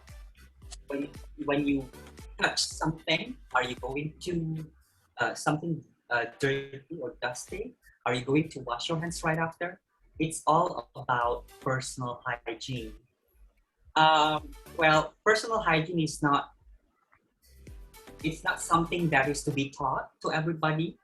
It is being instilled in us since we were young. So this pandemic is just teaching us to, hey, you have to go back to what your parents taught you before you clean, when you were young, before you eat, wash your hands. Before you, after playing, wash your hands and all those things. Every day you have to take a shower, take a bath. Before you sleep, you have to take a shower. When you come back from the grocery store, or when you run outside, you have when you cycle outside, you have to take a shower before going to. There is no seminars on how are they going to teach you how to wash your hands. Well, washing hands is when you, how long will you wash your hands? That's seconds. Happy birthday to you. Happy birthday, happy birthday, happy birthday to you. If you're not satisfied, you have to sing another happy birthday to you. It's personal hygiene. It's about personal hygiene. Yes, sir. And then proceeding to our last question, what can you recommend or advise that the Philippine tourism sector should do that Singaporean are already doing? From Miss Danica Ramos of Minsu. What can you recommend daw po to our Philippine tourism sector? Well, if I may recommend something, there's a lot of things for the Philippine tourism and the Philippine government to boost the economy, especially on its tourism. Unlike Singapore, that we don't have a natural resources here. That's the reason why people here in Singapore love to travel, love to go out of Singapore and discover any other places. there are places here in Singapore that is also interesting, but it's all man-made. Uh, there are forests, virgin forests, but how long or how many times do you need to hike? How many times do you need to go to virgin forest? Um, the first thing that I may suggest maybe is to the people of the Philippines to be disciplined, to have their discipline within themselves. Because um, even if tourism industry, even if the government of the Philippines would entice the Filipino people to go to Boracay because Boracay is now open, Palawan is now open, for example. Siargao is now open, Baguio City is now open, or any other places is already open. But we don't have discipline within ourselves by, simply wearing the mask or by simply wearing the face shields and all those things. These initiatives of the government will not ever happen. So it should start at home. It should start within ourselves. If you wanted to have this luxury still of going out, of traveling within the Philippines, you should have the discipline within yourselves.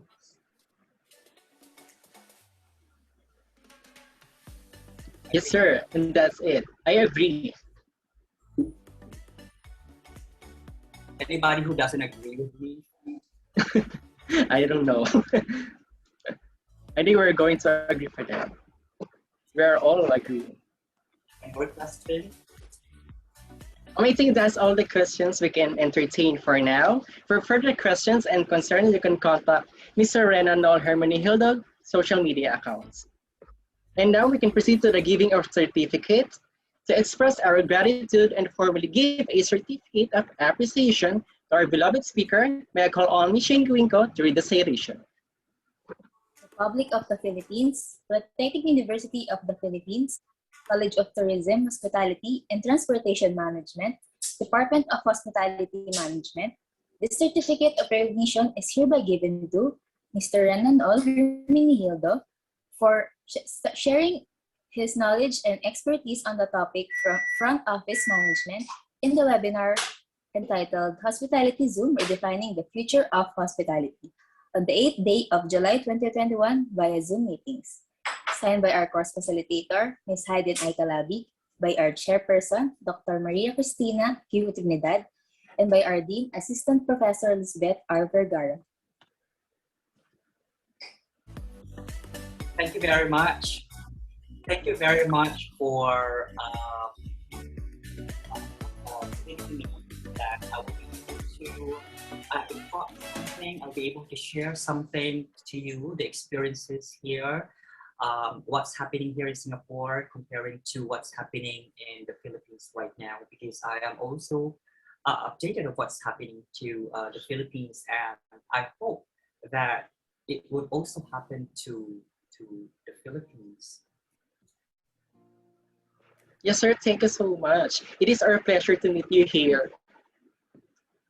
Yes, and I am also very honored to be one of your guest speaker. Anytime you can contact me again if you have another Zoom seminars or webinars again. Sure, sir. And now, I think, Shane, we can now proceed to our photo off. My photo.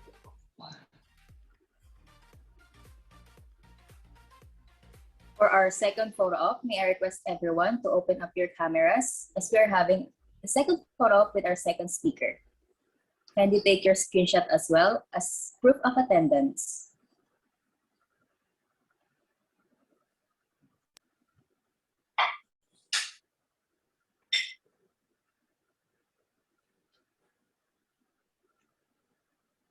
Hello everyone. So it is time to flex your beautiful faces again. So please open your cameras and we're going to have our photo op with our second speaker. So for our first window, 1, 2, 3, smile. Nice. Our second window. 1, 2, 3, smile. For our third window. 1, 2, 3, smile. Our fourth window. Ilang windows to? 1, 2, 3, smile.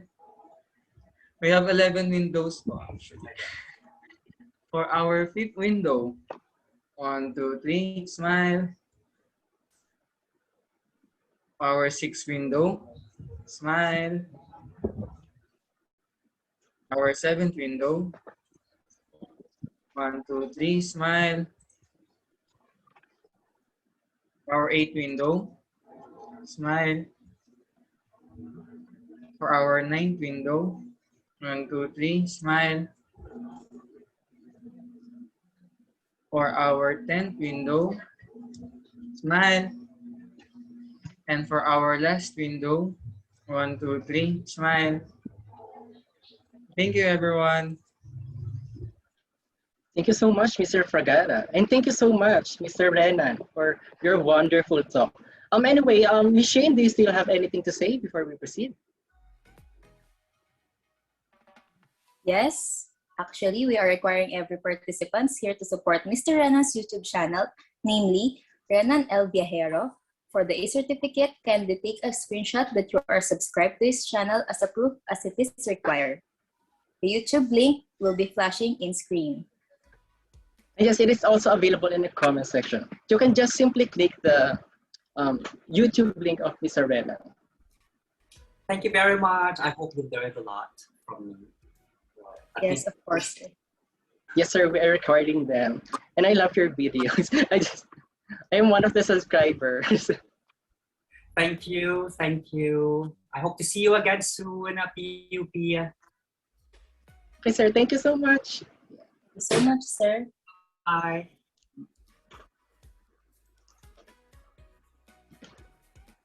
Okay, are we done, Shane?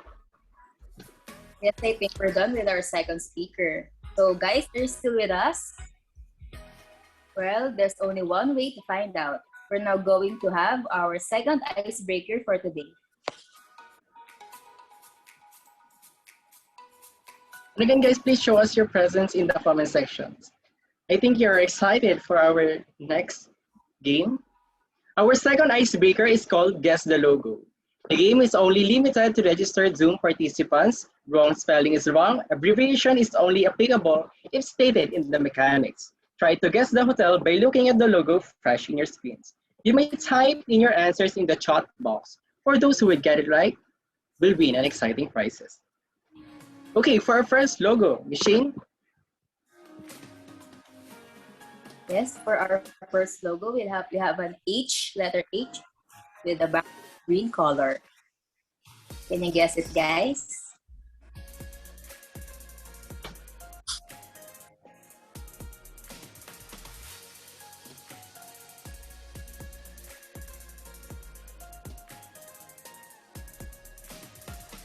Okay, we're flooding again of answers here. We're just checking who answered first.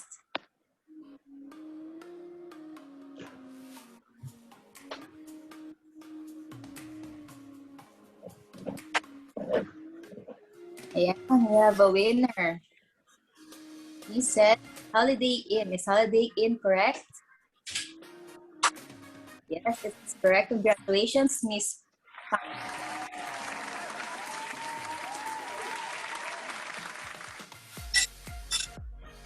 And yes, proceeding to our second logo.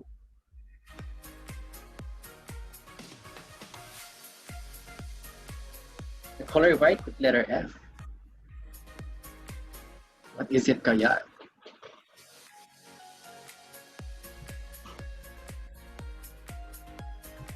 Okay, we have a winner na. From PUP Manila. She is Ara Marie Falma. She answers Fairmont. Fairmont is the correct answer, guys? Yes, Fairmont is the correct answer. Congratulations, Miss Marie Ara Palma. You can claim your prize after this webinar. And just a trivia, Fairmont Makati is a five-star hotel located in Philippines' premier business and lifestyle district. An award-winning Makati City Hotel situated within walking distance to the Zilig Building 6750 Ayala Museum, the Curieta Shopping Complex, and Greenbelt, one of the country's most stylish destinations. Again, congratulations to all the winners. You can claim your prize after this webinar. And I think we're done for that, Ms. Shing. Yes, we're now going to proceed with our last speaker, Mr. Kim. And to give you an idea for our third topic for today, the topic of our third speaker is about new contact, examine opportunities to implement digital technologies to enhance the guest experience and adapt to virtual check-ins and check-outs. Proceed, Michelle. To introduce to you our last speaker for today, but definitely not the least. She graduated Bachelor of Science in Commerce, Banking, and Finance at Cebu Institute of Technology, 1996 to 2001. A multi-awarded and experienced front office manager with a demonstrated history of working in five-star international hotel chains, skilled in front office operations, rooms division, hotel management, customer service, revenue maximization, sales and marketing, and training and development. Please welcome Ms. Ginalyn Landiza, Puzon. Let's all give her a virtual round of applause. Good afternoon po, Ma'am Gina. Hello?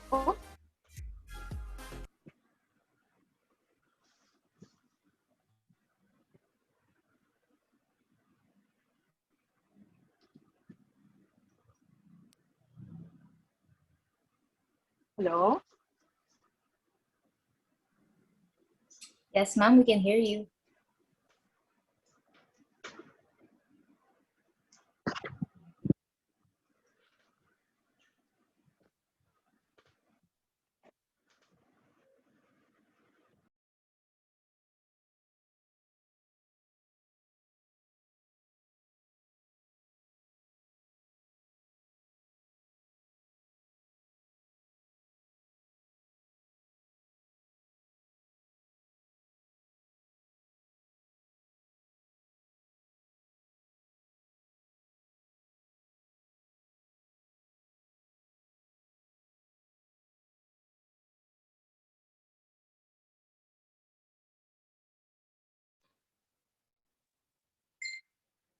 Ms. Ginalyn, are you here?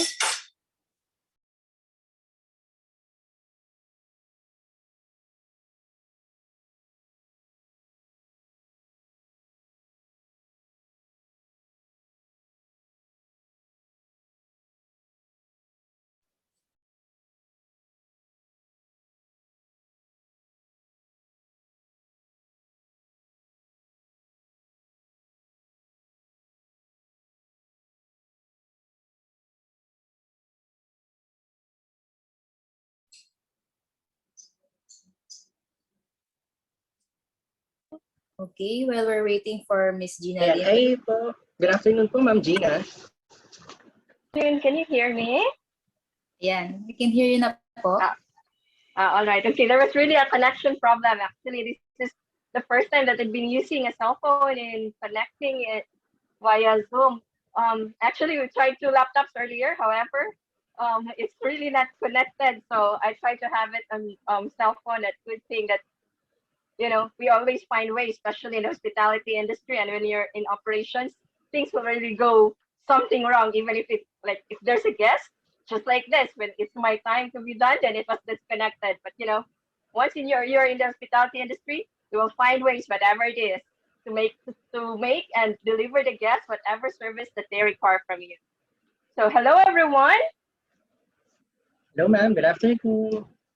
Good afternoon. So shall we start? Yes po, ma'am. All right, so I believe that most of you are third year and second year students. Yes po, ma'am, but we do have another years and some practicumers and another professionals. Oh, okay. This is very exciting. Actually, this is my 29th guest speaker engagement with different universities all over the Philippines. And this is the first time that I have like a big audience. When I asked Ruth Ann how many participants there is, and she said it's almost around 500. So I said, wow, it's a big talk because I have a wide coverage and wide audience. So again, thank you very much, and it's an honor and pleasure to be to share my learning and experience with you guys. So let's start without further ado. Shall we start now? Yes, ma'am, we can start now. All right. Okay. So with all these, I believe that you have a lot of speakers, and they are from different companies with all the hotel chains. So currently, we are in the new lodging accommodation, especially with the new normal. In fact, when we started the new normal thing last year with the MGCQ, GCQ, there are a lot of things that the hotel industry, the tourism industry suffered. At first, we are in the hospitality industry, we are in the hotel industry, and then there are times in on the onset of the pandemic last April and May, wherein there was a lot of things that have changed. There are really a lot of procedures, a lot of new brand standards that was released, and every time there's a new brand standard, we have to adjust. And brand standard is different from hotel chain to different hotel chain. So it doesn't matter what hotel chain you're connected. Like me, I've been connected to 3 international hotel chains in Marriott, Marco Polo, and Radisson. They have different standards being practiced during this pandemic and with the moving forward to the new normal. However, what I'm going to share to you is the generic, that it's in line. All the 3 chains that I've worked with, and also with the other hotel chains that existing in the market, like the Hilton, and to name some. So it's a combination. It's the generic. This is IATF standard. This is Department of Health standard and Department of Tourism standard. All right. So let's start. Our first topic is about the new normal. So the new hotel accommodation. What are these? So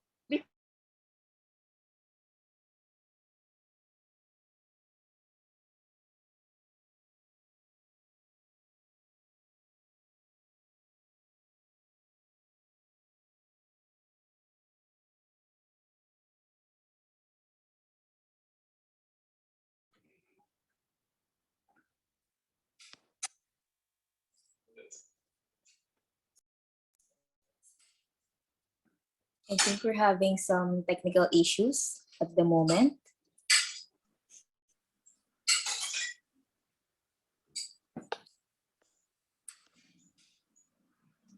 Yes, but before that, we're going to proceed in our early bird contestant, and specifically our winner.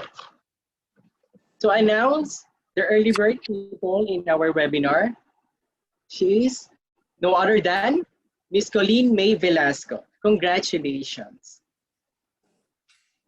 Congratulations, Ms. Colleen. Again, congratulations, Miss Colleen May Velasco. You can claim your prize after this webinar.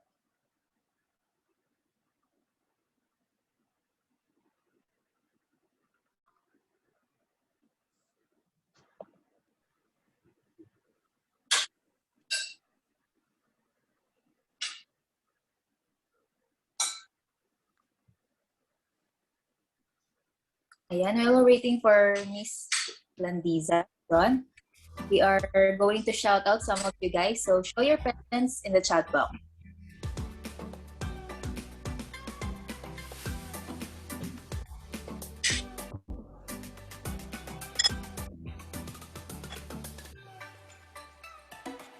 Ayan, we have here from our FDLI, Ms. Normina L. Abdurrahim from Zamboanga Peninsula Polytechnic State University, and Ms. Catherine Dayan D. Manganit from Divine Word College of Banggit.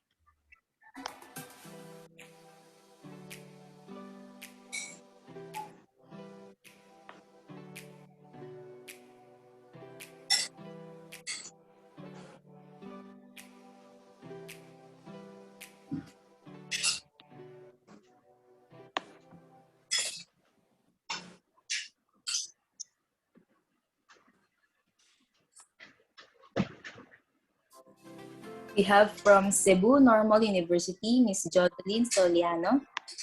Hello po. And we also have from Cebu Roosevelt Memorial College, Miss Marlisa Amoren. Good afternoon. From our FB Live, Carla P. Santiago. From Biliran Province State University.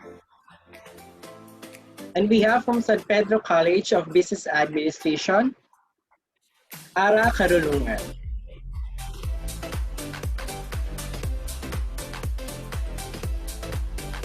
From UP Manila, hello, hello.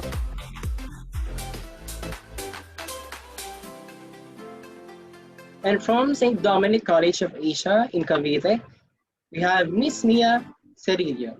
Good afternoon.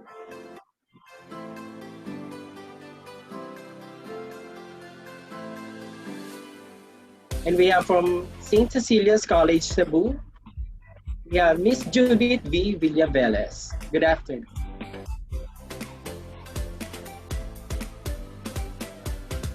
And I have trivia muna, Miss Shane. Yes, Did you know that the oldest hotel in the world is named Koshu Nishiyama Onsen Kyoenkan in Japan? It is over 1,300 years old. The ownership is held by the same family for over 50 generations.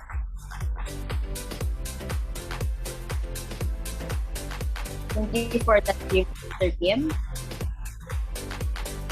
I ask guys, do you have anything away from the previous speakers? You can share it to us.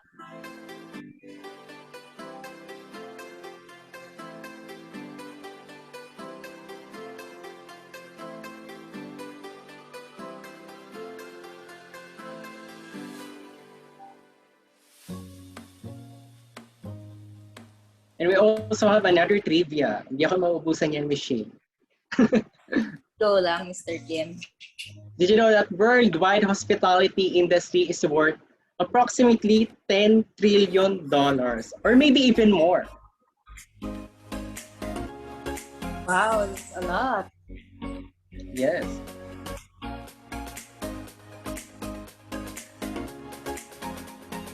Again, guys, if you have any takeaways from the previous speakers, you can share it to us.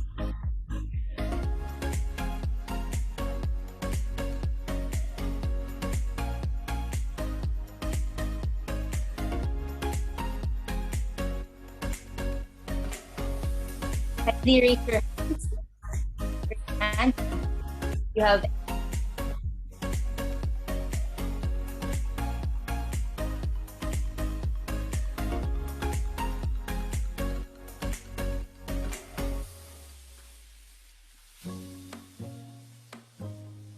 Okay, shout out from Asia Pacific College of Advanced Duties. We have Ria May Samson.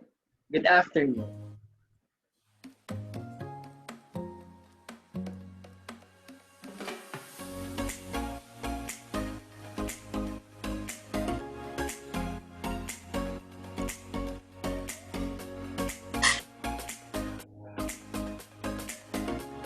also from Teo de Cagayan University, Miss Landiza Adela Kai.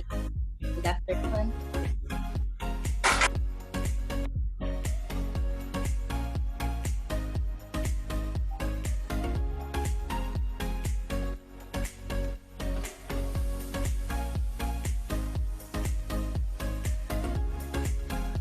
And I also have another trivia, Miss Shane. Did you know that world's largest swimming pool can hold up to 66 million gallons of water? It is located in Chile in San Alfonso del Mar Resort. Okay, I think we're back. Miss Gina is back in our webinar. Again, ma'am, hello, good afternoon. Hi, I'm sorry again. Yeah, really disconnection problems. And then sometimes in the like this, even in the hotel industry, like when you have and you have the guests have checked the room, and then when the guest is there, finally there's a disconnection for the phone or for the internet. So that's fine. That's all right, ma'am. All right, so we're going to before this disconnection. we're going to proceed.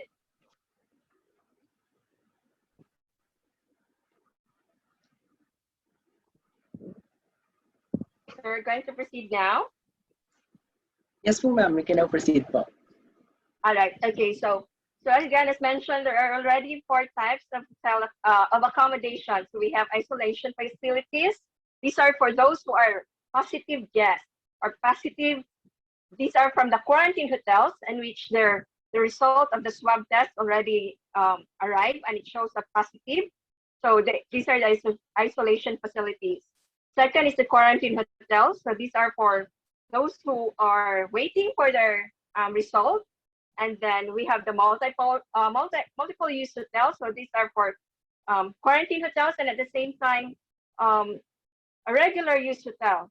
So this one normally the Department of Tourism, the Bureau of Quarantine, and Department of Health will check prior of giving the certification to the multiple use hotel.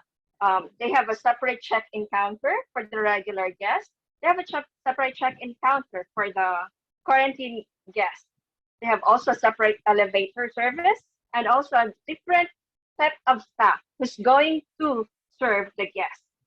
Because if you're going to mix this up, like an employee servicing for the regular guests and an employee servicing those who are on quarantine, what if the result of those who are in quarantine will arrive and it becomes positive? So there's an exposure already. So that's why normally most of the government agencies will normally have an inspection every 3 months for this kind of hotel, because they're going to check from time to time if this kind of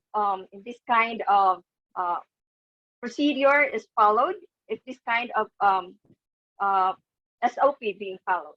And of course, we have the regular hotel. Regular hotels are for those who are on staycation, those who are on leisure trips. So these are the kind of accommodation that we have right now. So no longer for the resort, no longer a hotel.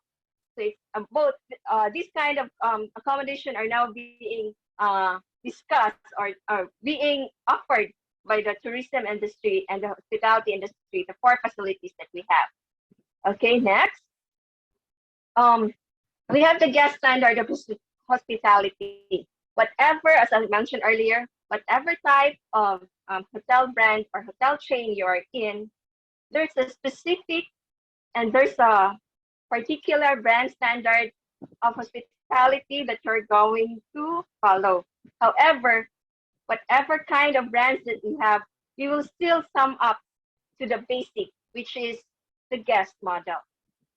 You know, in my experience, different international hotel worldwide, since I've been into Marriott, I've been into Marco Polo, I've been into Radisson, I've also been into task force to different hotels internationally, Singapore, Bangkok, China.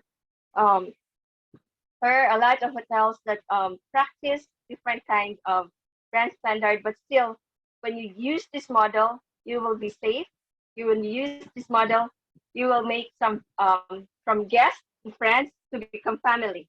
Okay, so what are the guest model? Actually, it's very simple to remember. Whatever pandemic, pre-pandemic or post-pandemic, you will use this model, and this will really help you grow in the industry that you are in the chosen industry that you will be. Whether you will be working in the hotel, whether you will be working in the cruise ship, whether you will be working in restaurants, if you use the guest model, you will be safe. So what is the guest model? It's greeting the guest. By greeting the guest, use the 5 feet rule. Even if it's like he's away or you're still assisting other guests, you just a wave of the hand or just like acknowledging him, like or showing him that the wait sign, then you will already say, oh, he acknowledged me. And I feel that the hotel employee will have this kind of notion that we're glad that you're here. By letting the guest feel that you are glad that you're servicing him, it will make him feel at home already. Remember, especially this time that we are in the, we're currently in the pandemic year. We don't have the post-pandemic, because when you will have the post-pandemic, every hotel will have Every accommodations will have a no face mask already, but we are still in the pandemic. So when you greet the guest, greet it with the appropriate time of the day, and then smile. Okay, what if you will ask me, ma'am, those who are smiling we cannot smile because we are covered by the face mask. Even if you just in the telephone, during simulation, during trainings with the newly hired employees in the telephone operator, if ever you're going to, there's a difference if you smile within your when you're greeting. When you say, "Good morning, ABC Hotel, how may I help you?" You can already feel the receiver on the other line already feel, oh, she's not that welcoming. But when you say, "Good morning, ABC Hotel, how may I help you?" See, even if you don't, the guest or the customer doesn't see you're smiling, but they can feel it. So even if you have the mask, the guest will still feel that you are very passionate when you welcome them. So when you welcome them, when you smile, when you greet them, then when they feel that you are glad that you are there, that the guests are there, they already feel at home. Remember, the person or the guest will not remember what you did to him, but how you made him feel.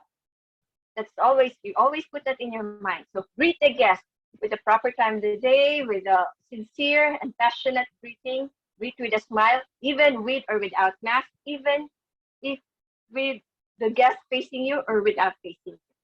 All right?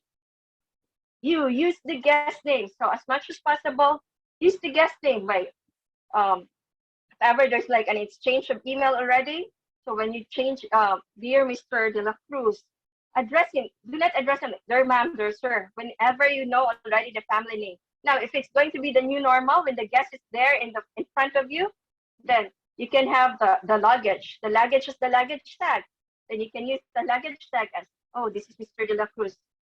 If you are in the hospitality industry, as much as possible, develop a photographic memory. Once you will always have that kind of skill, you can develop that one. Actually, it's not an inborn. You just try to remember the guest name, even if you're not servicing them, and then you can still recognize him after three or 4 years. Then you can see him back and, oh, Mr. Lucas, welcome back. He will feel acknowledged, and then when he felt acknowledged, he's there. He will feel that we recognize that you're here. So once there's a recognition, it will have a good feeling inside with the guest. So once you use the appropriate greeting, good afternoon, good morning, and then you use the guest name, so you already glad that the guest was there. You'll recognize that you're here, so you're already 2 steps ahead. Now, what if your question is, ma'am, if ever I have this maybe I am just a new one, and then others are already there in the hotel industry for 3 or 5 years, then it's your skill to develop the photographic memory. It's your skill to develop. This pandemic is how shall I say it? This is an equalizer. Maybe in the previous talk earlier, there was someone who asked, what is our how can we compete with those who are retrenched, with those who are already seasoned hotelier, and us, we are newly graduate. Just use this one. During the interview, you will be asked. Normally, when I conduct an interview, I will always ask the employee for the final interview. So, what is your advantage that I'll consider you as an employee compared to other applicants? If you will tell this one, if you will tell the guest model, then it's one way, I'm sure, 80% that you will be hired. When you are hired, then that's the time you shine, you develop your skills, and then you will always make a mark in the hospitality industry. Okay, so greet the guest, use the guest name, establish the guest needs. Once you establish the guest needs, it means you care. Once you care, the guest will always recommend you. The guest will always recommend your hotel.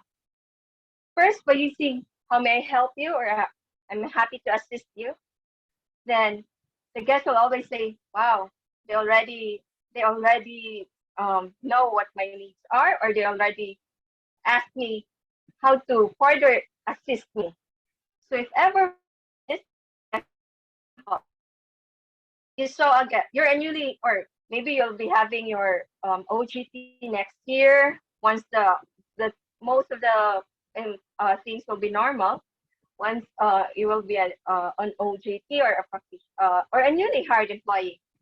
You saw a woman or you saw a guest from the cab having a baby. Of course, once you're a doorman or a bellman, you will always say, "Ma'am, do you want a baby crib, or do you want to have you want me to have you assisted?"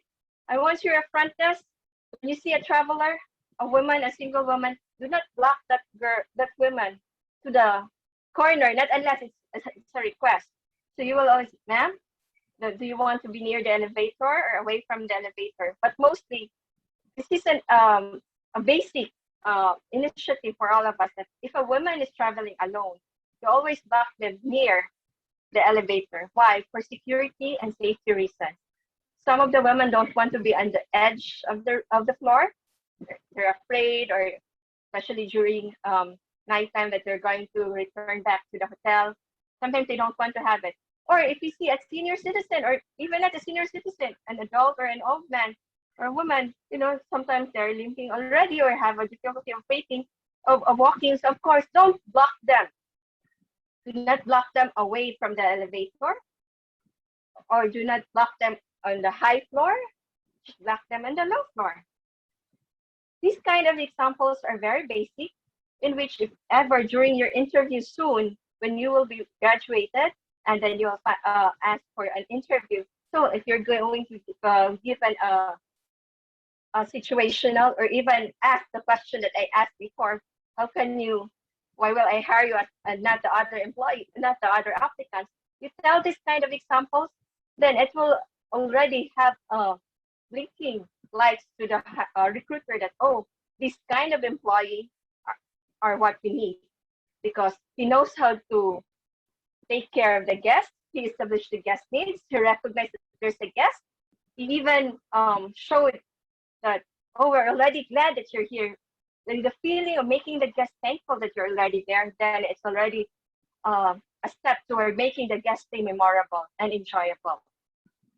So again, greet the guest, use the guest name, establish the guest needs. For those who are young, this is based on example. For those who are young, there are a lot of guests.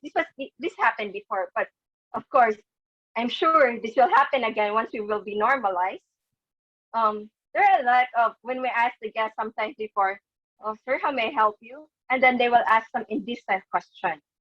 For those who are working in the front line, this is not only applicable for front desk, these are applicable for frontliners or even housekeepers, room attendants who are female, especially young.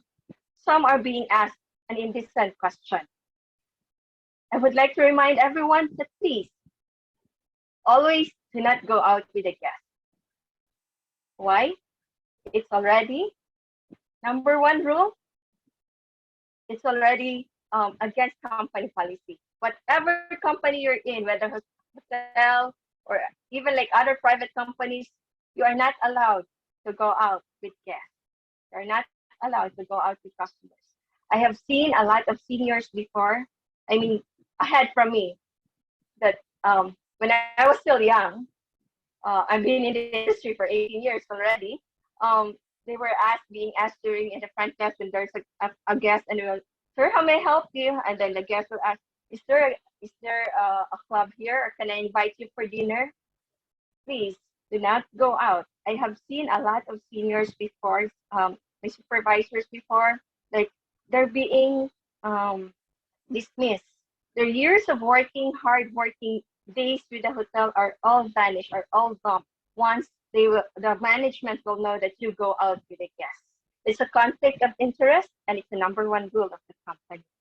Okay, so establish the guest needs in a proper and legal way that are adhere to company standards.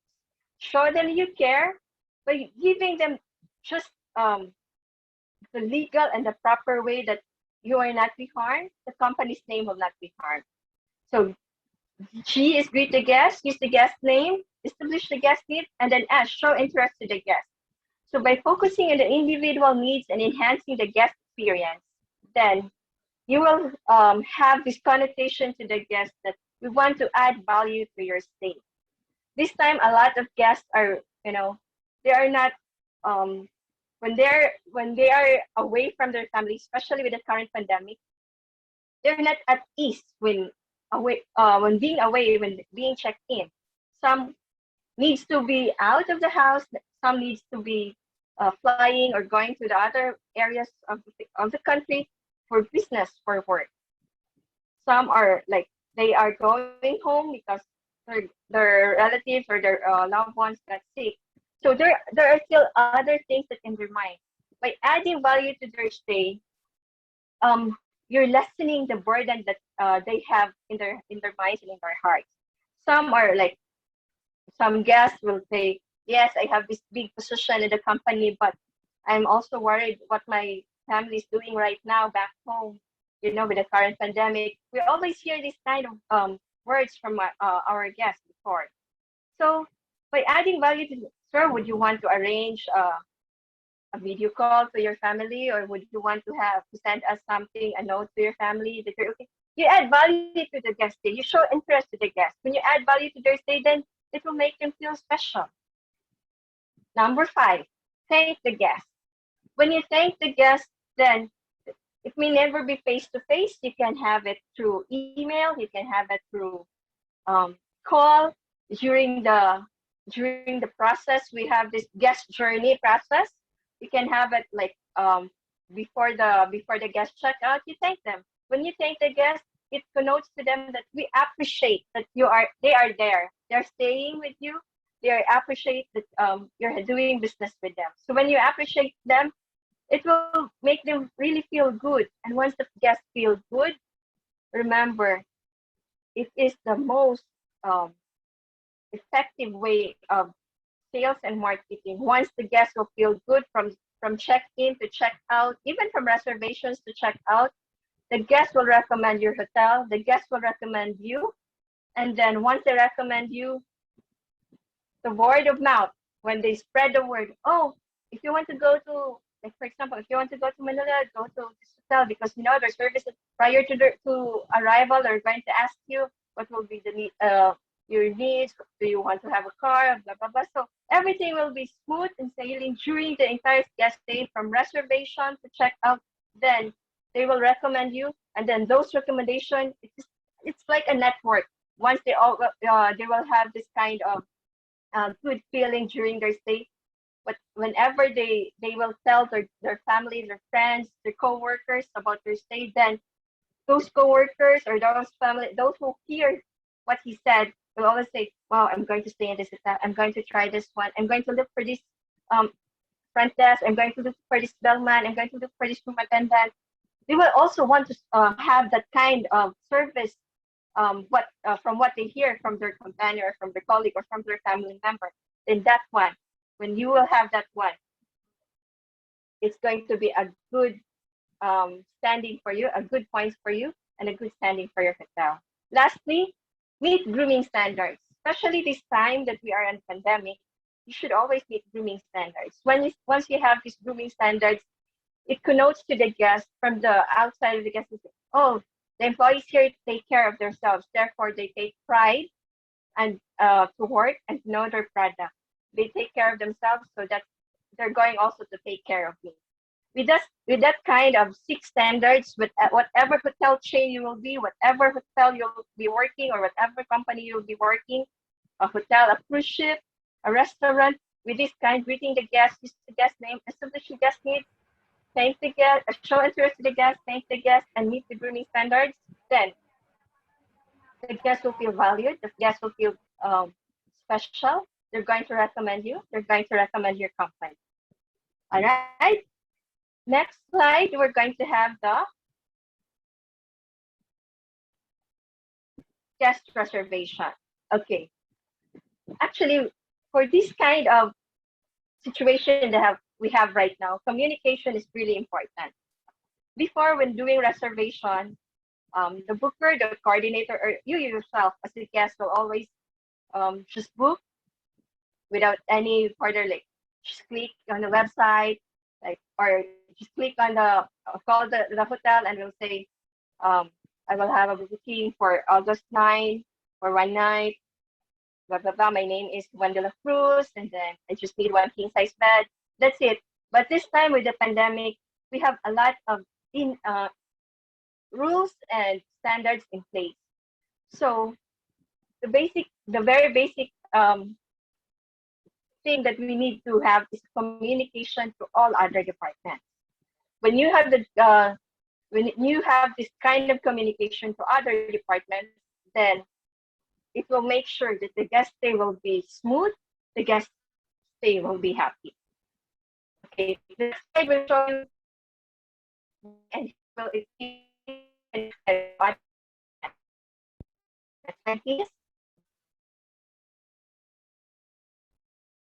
so when you have the guest reservation, of course, the front office have to coordinate with other departments. This is still the guest reservation. This is not the guest already yet in the lobby. No, not yet. This is just still the guest reservation. Mostly the front office will have the 5-day forecast. They'll always have the coordination with sales, engineering, housekeeping, food and beverage, and finance. You might ask why. Okay. With this current, actually this is not only for the current, but this is very applicable whether pre-pandemic, pandemic, and post-pandemic. You will apply this one, everything will be smooth, as what I have also mentioned about the guest model.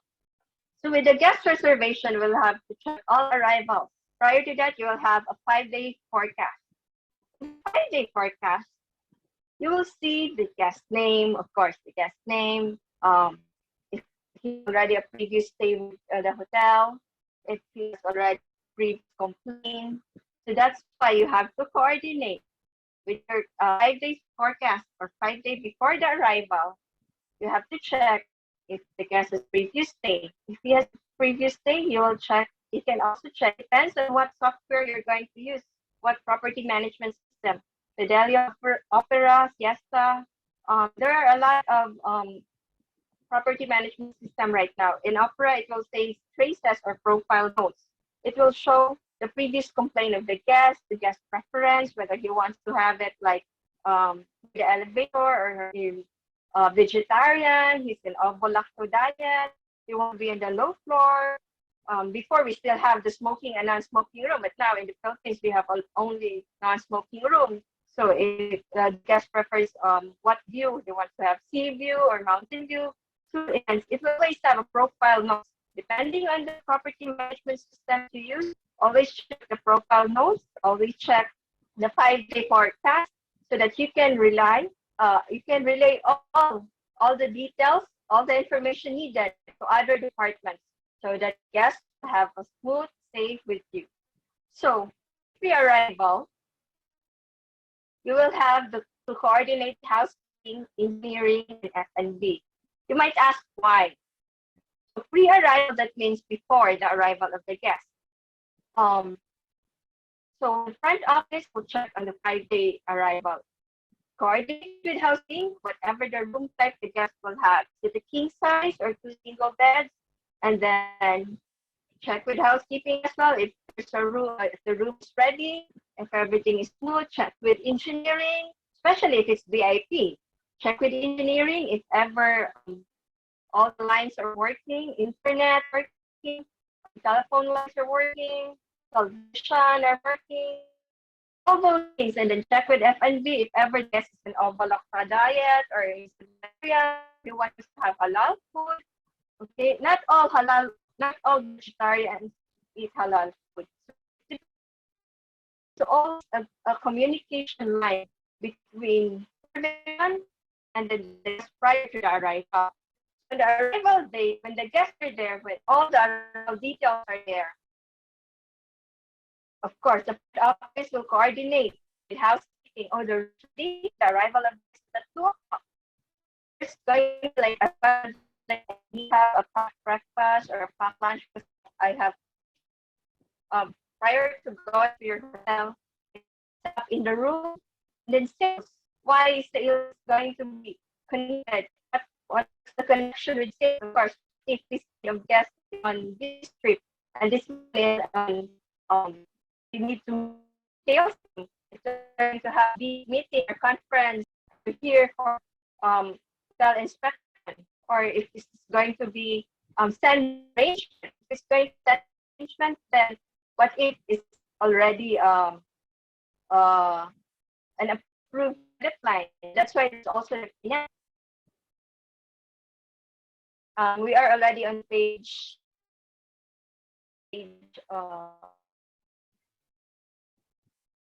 slide card.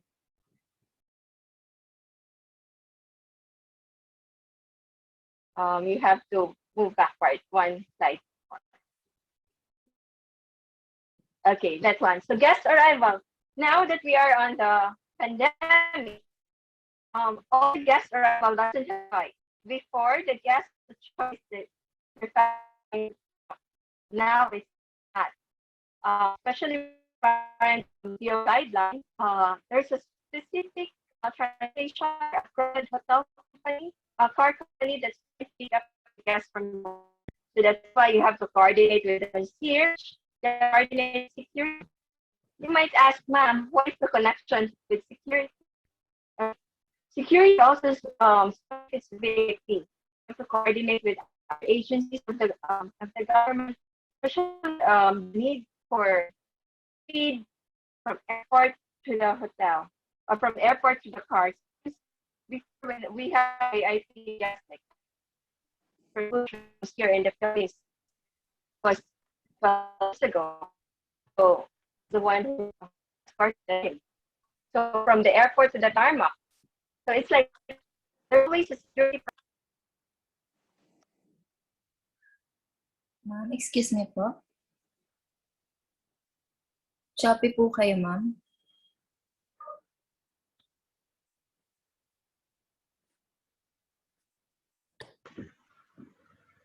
Again, guys, sorry for that technical difficulties. By the way, we're still going to proceed in our shout-outs. We're still waiting for ma'am.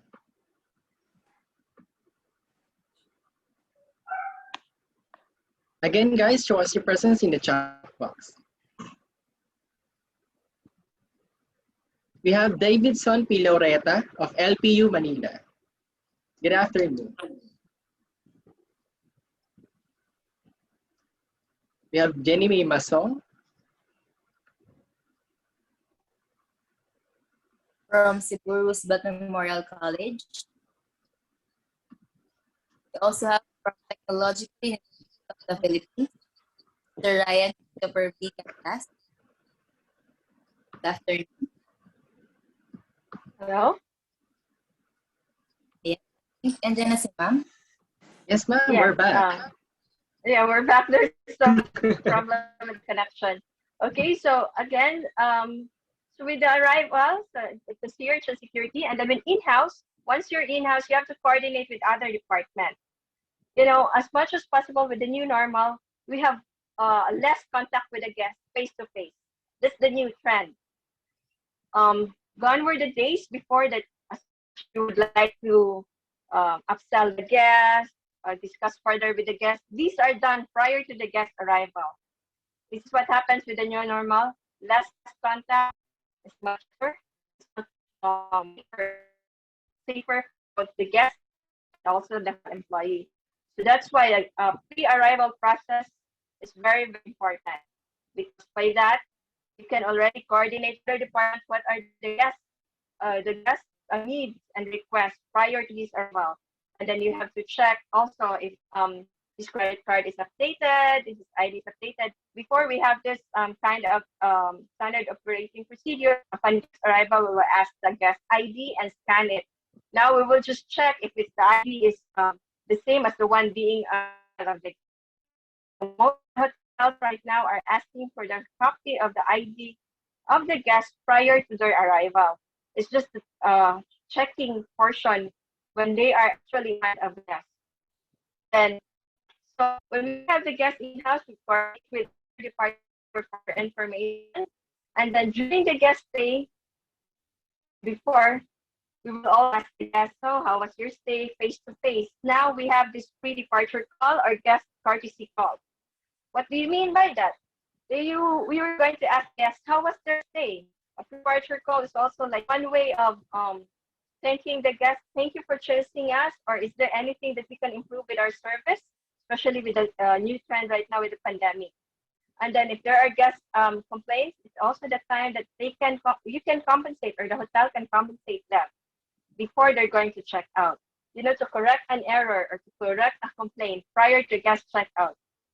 100% satisfaction for the guest. You should correct you should compensate the guest prior to guest checkout, because once the guest check out and he has a bad experience, it's so hard to correct, because the guest will also tell, oh, I have a bad experience with this kind of hotel. Yes, we understand that we're in pandemic, but there's still not up to standards of service I want. So when there's a complaint, respond, compensate, and then win him back, because it's very, very opposite to have difficult to win back guests who already checked out. With the guidance of new normal, actually, the Department of Tourism issued last May 12, 2021, the new administrative order regarding the updated community quarantine guidelines for hotel operation. It's an 18-page report. It's an 18-page administrative order, and this is what also being followed by other hotels. So with the brand standard with the kind of check-in, I have summed up and I have summarized the important guidelines. This is also in connection with the DOT newly released memo last May 12. So we will start with the arrival. So of course, personal protective equipment is very important. It's the face mask, face shield, mandatory temperature check, and the entrance. And then this one, the health declaration form. Most of the health declaration form is being filled up and checked in. Other international hotels are having it at the entrance. We enter the lobby. Why? Because from there, after the mandatory temperature check, from there, there's already a health declaration, because it's too late if ever you're to have the health declaration after at the front desk. So what if the temperature is just a borderline? When you have the borderline, along the guests have some signs ready. At least by doing the declaration in the entrance, and then the guest is already in the borderline temperature, then you will have like, oh, he's already showing signs. The security can immediately call the health protocol officer of the hotel. And then by doing that, of course, the guest will be separated already. Oh, sir, I'm sorry, your temperature, you don't have fever, but you have your temperature is in borderline, you're showing some signs. So that's why most of the hotels are having the health declaration form upon and the guest check-in count. The station footwear upon entrance. That's why there's the foot map. Then other this door where they can have the spray of the chemicals. So it depends. And then of course the disinfection of light.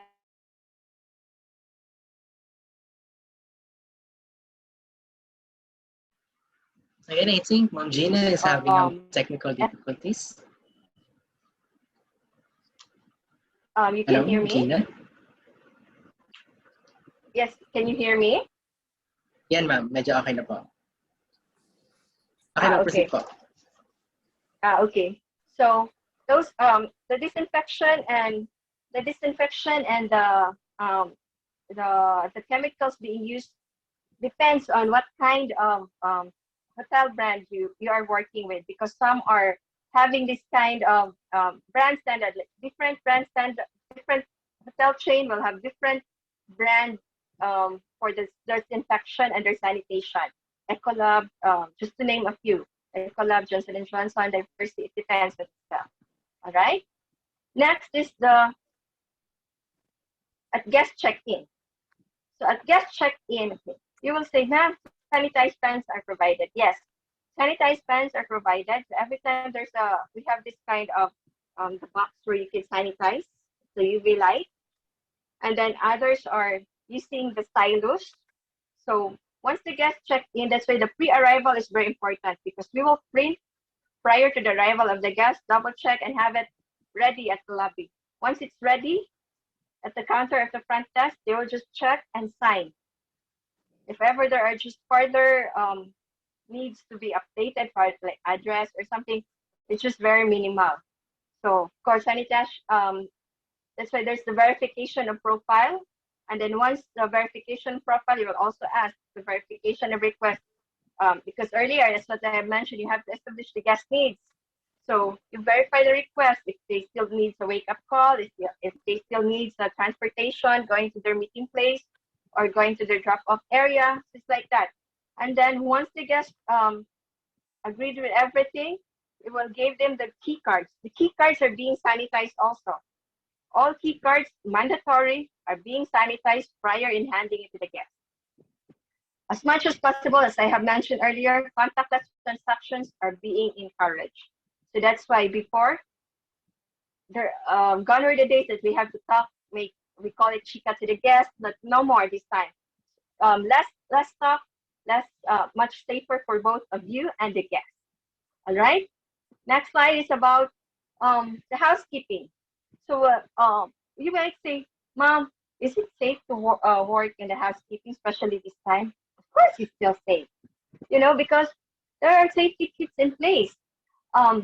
Safety kits is like a small pack in which there are hand sanitizer, face mask, and then other hotels also include extra face shield. It's being set up by the housekeeping prior to the arrival of the guest. It's part already of the hotel brand standards. It depends on what hotel you work with. So it depends on what kind of sanitation kits that are being in place. So it's like, but the general rule, there should be like face mask, alcohol, or sanitizer, and then some are wet wipes. So sanitary kits are in place upon entrance in the room. And then there's also a health and safety reminder upon opening in the TV channel. Before, if we're going to have it like, it depends if it's your phone, your television is on digital. Like when you turn on, there's a safety reminder tip. Some are not yet in that kind of mode. They're going to place a letter in the room reminding of the health and safety protocol practice not only in the hotel but also outside. And then once the room is a room attendant will go to the room with full PPE. So of course, every time they're going to check. Gone were the days before we have this kind of service like makeup room every day, but now it's already scheduled. Why? As I mentioned earlier, like it's a contactless, so it's a scheduled makeup room. You will always ask the guest, you'll be staying with us for 3 days, so when do you want to have your room being cleaned? Before, other guests will say every day, but now we will always tell the guest, no ma'am, we have a scheduled cleaning, so which time of the day would you prefer to have it? So it's already pre-arranged, it's already communicated with the guest prior to the arrival. And then of course, use of enhanced technologies before use of enhanced technologies when cleaning the room. Some are using the HEPA filter or the UV light. So you will say, is it important when the room is being sanitized and clean all the time? Yes, it's still being important because why?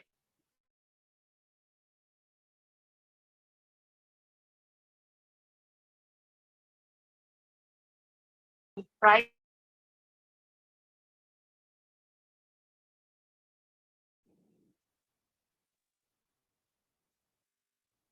Mention, rooms are clean at least 4 hours upon guest checkout.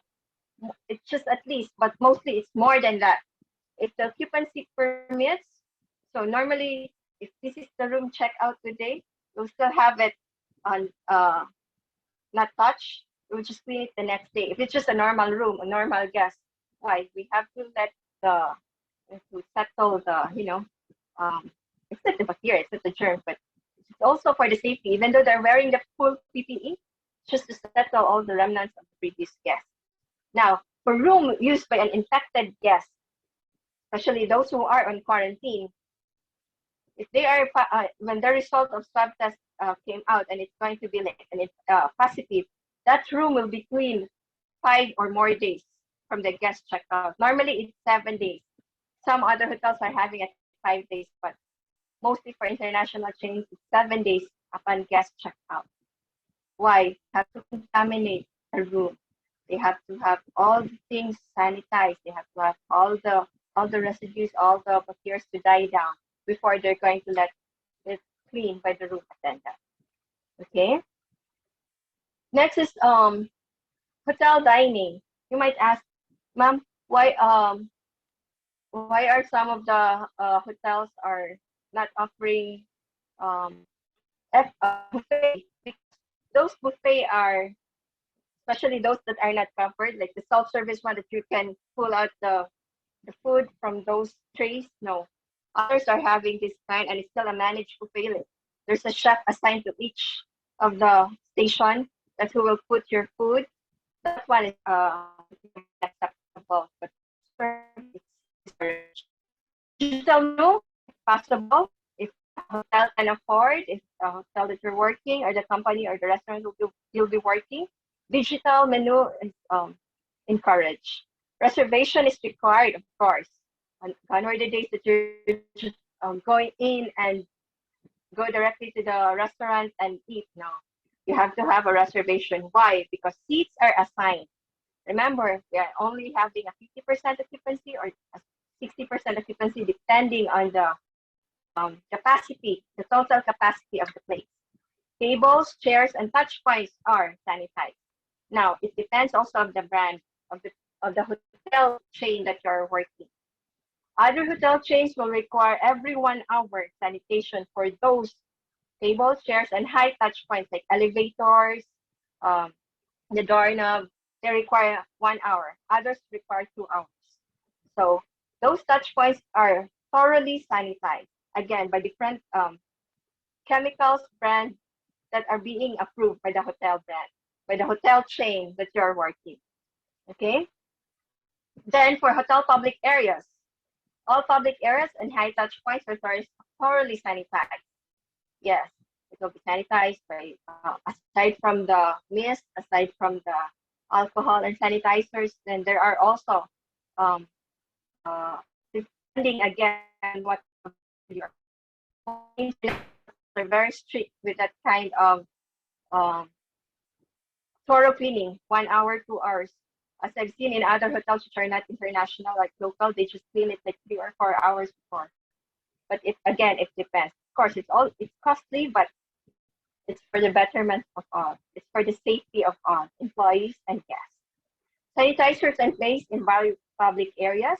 Some are alcohols as well, so you can see it in the malls, in hotels, in any public. And then floor markers are also in place. So of course, in the elevator, even in the front desk of the hotel, before there's no stickers. Now there are a lot of marking for the line. The reminders are all visible.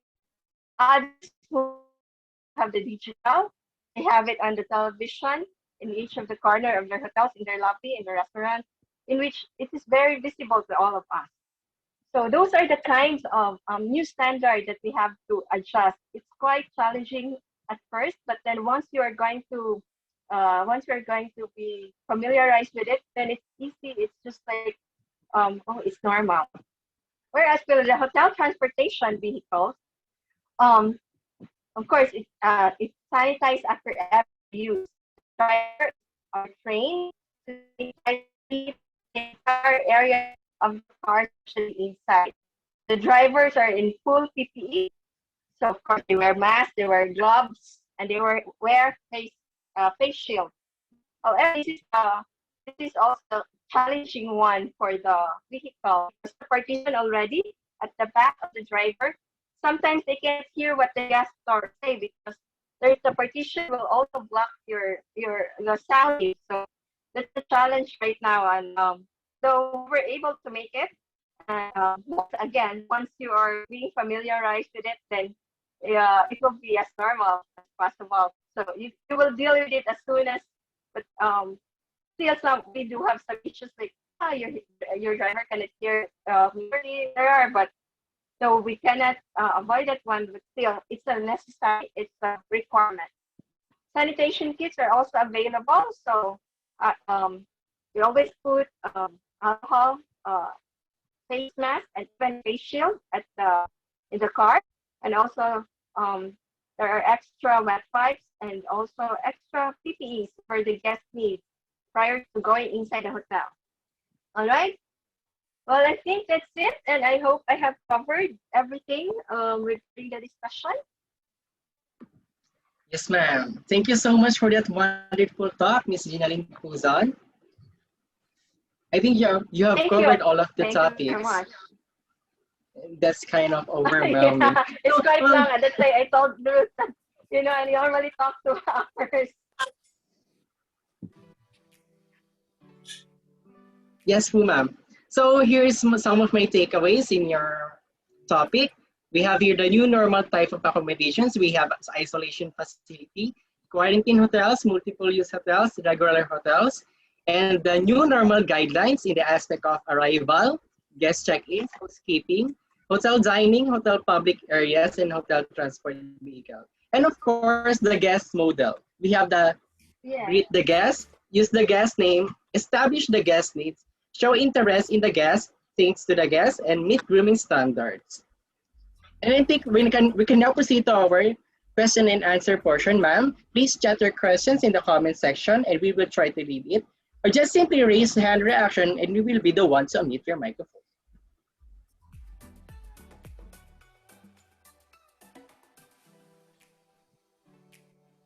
I think parang wala na akong matanong kay ma'am dahil nasabi niya na lahat. Magaling mag-talk ni ma'am. Mukhang sanay na, pang 28 na nga to. So guys, if you have any other questions, if you have questions, you can chat in our comment section. Okay, we have our first question. Miss Shane? Ayan, sabi ni Christine Joy S. from Bulacan State University. So okay, I'm the one who's going to read it na lang. From Bulacan State University, from Christine Joy S. Tizon. Since we are in a new normal po, does the use amenities such as towel and bathrobes being disposed when the guests check out, or it was just sanitized? Okay. Of course, when the guests check out, as mentioned earlier, like normally we have the 4 hours before the room will be entered for once the room will be cleaned, all things there from the pillows to the towels, everything in there will be sanitized, will be thoroughly into our go-to. It depends on the hotel. Some will be put in the trolley. Some hotels have this shack from their service door in the end corner of the service floor. They'll have a shop directly go down to the laundry area. Those are for international hotels, the requirement.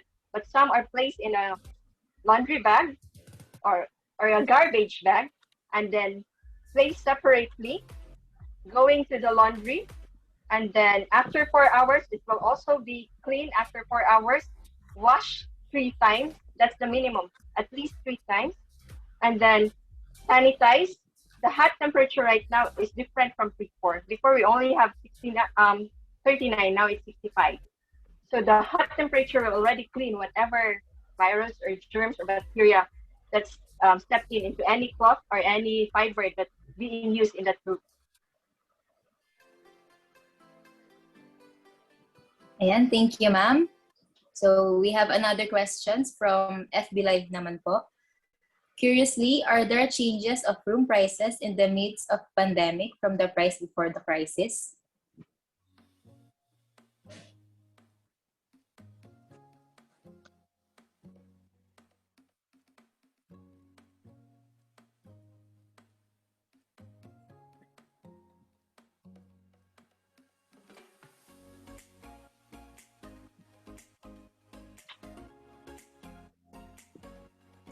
Okay, ma'am. Hello. Hello. Yeah. Any other question? Yes, we have from FB Live. From Ira Remiendo, curiously, are there changes of room prices in the midst of the pandemic from the prices before the crisis? Actually, there's a lot. In order for us, especially in the hotel industry, in order for us to um, rise up from all these and post-pandemic, during pandemic, because during the pandemic, the hotel and tourism industry are really down. So in order for us to revive back to business, we have most of the hotels are having a room sale promo and an F&B promo, mostly from before, like other hotels, just to name a few. The rack rate or their over-the-counter rate at 10,000. Now they're offering it at 5,000, just to have at least to win back the business. At least even just for a portion of a 50% occupancy, you can have 20 rooms occupied, 30 rooms occupied. It's already good. So actually, this is the good time to stay in a hotel, especially those hotels that are on regular hotel, not a quarantine hotel, not a multi-purpose hotel, a multiple-use hotel, so that's the experience. Because these days, the hotel industry are really offering very, very low rates. They are even offering it at 7,700 promo. So it depends. So like portions, some are even offering at 2,500. That's the breakfast for 3,500. So yes, there's a really big difference in the rate.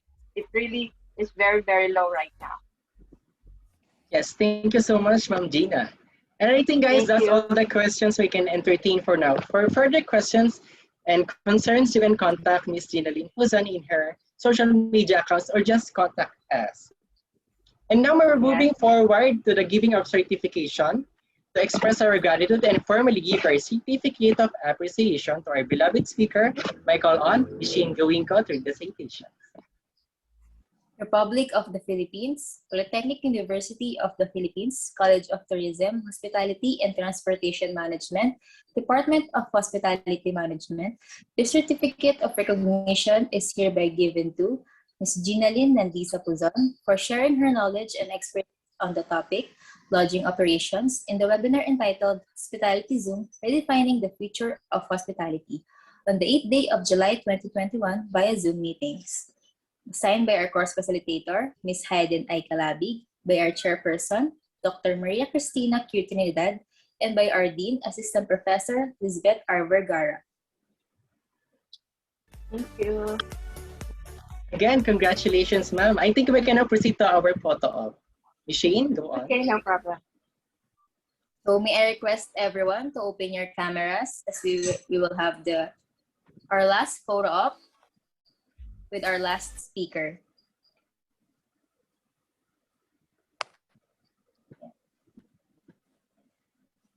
Hello everyone, I'm back. Hi. And you will have our last photo of. So, how many windows do you have? I have 11 windows. So wow, 11 windows. For our first window po kayo, ma'am. So start na po natin. From first window. Okay. 1, 2, 3, smile.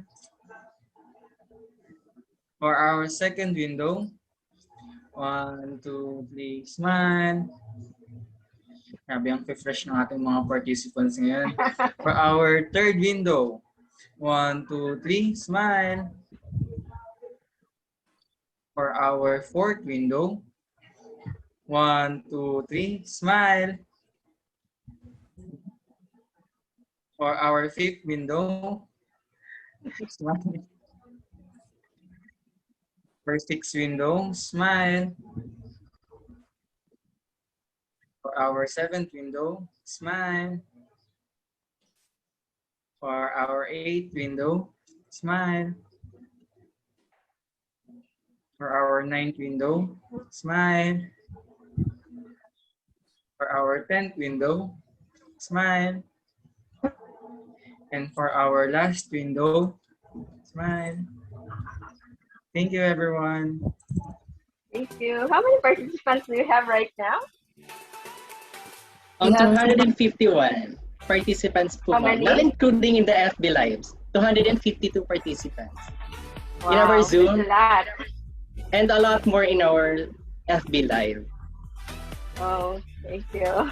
Okay, again, ma'am, thank you so much for sharing your wonderful knowledge and sharing us your precious time. It is our pleasure to meet you here, and may we meet again. Yeah, thank you. You can email me for the if ever you want to have another topic, then I can also share. Thank you. Okay, thank you so much, po, ma'am. Thank you. And Miss Shane, I think we can now proceed to our latter part of our event. Thank you, po, ma'am. So, to give us a message for the closing remarks, may we call on our beloved subject advisor. Please welcome Ma'am Hayden Calabig. Let's give her a warm welcome and a virtual round of applause.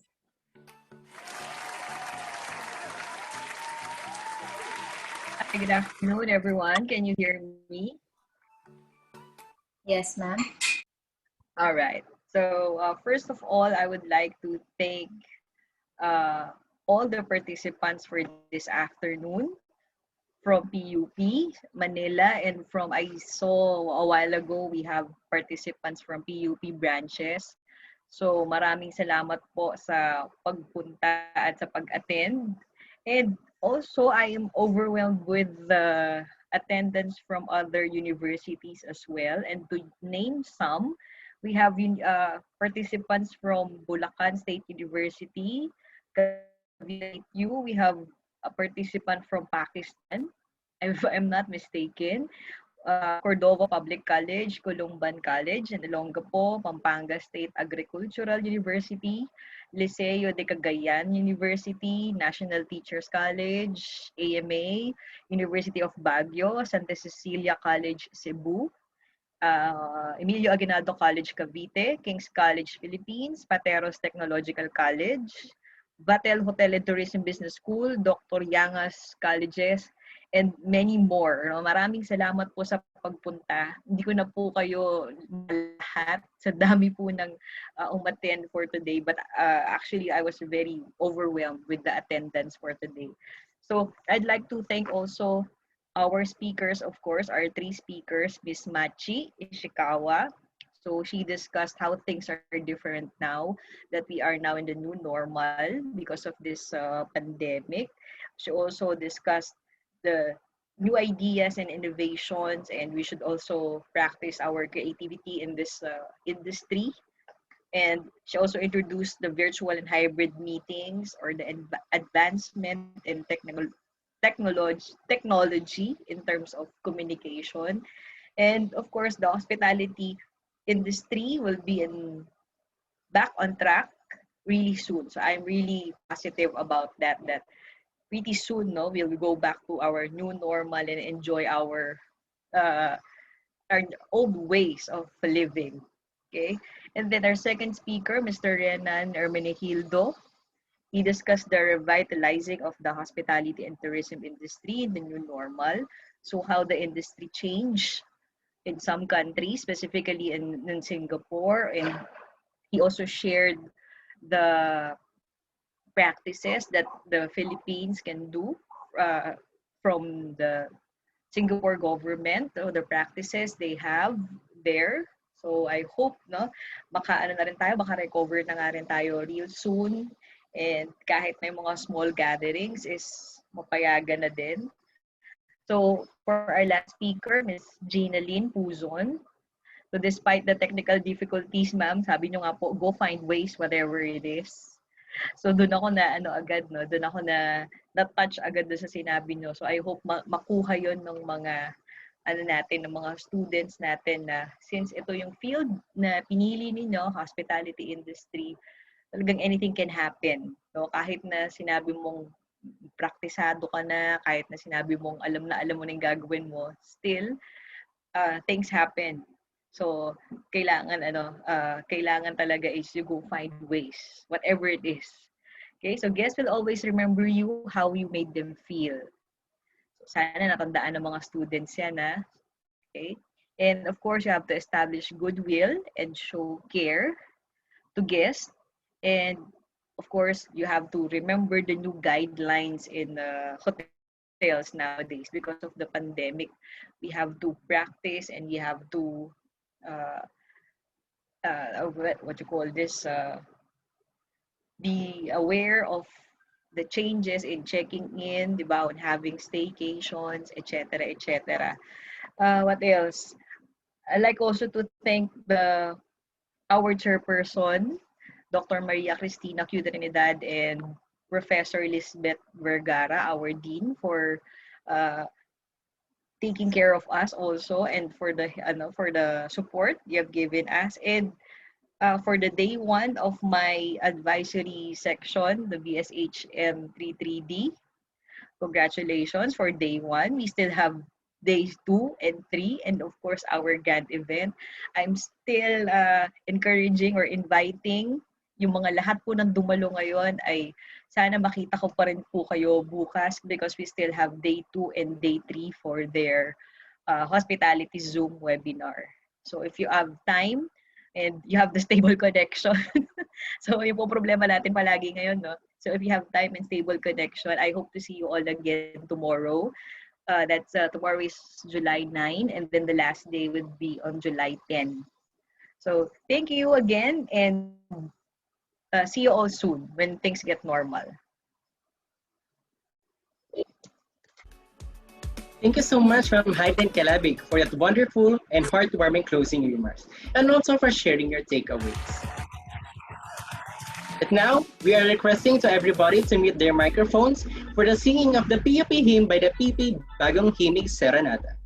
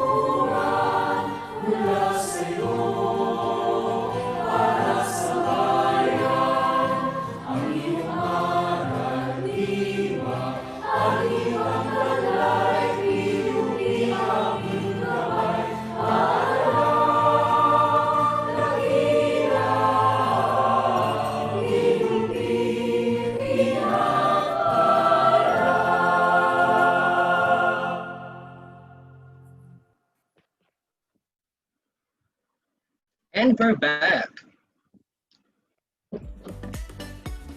And now we are in the end part of our webinar. Ms. Shane, do your speech. We are very grateful for your presence in attending the first part of our event, and we are hoping that you'll be able to attend our following webinars. Again, thank you so much, and we are praying for your good health and safety. Proceeding to our event e-certificates. The event e-certificates is only limited to people who sign up in our registration form. Link and QR code for the evaluation form is currently posted in your screen, and it is also available in the comment sections. Thank you so much.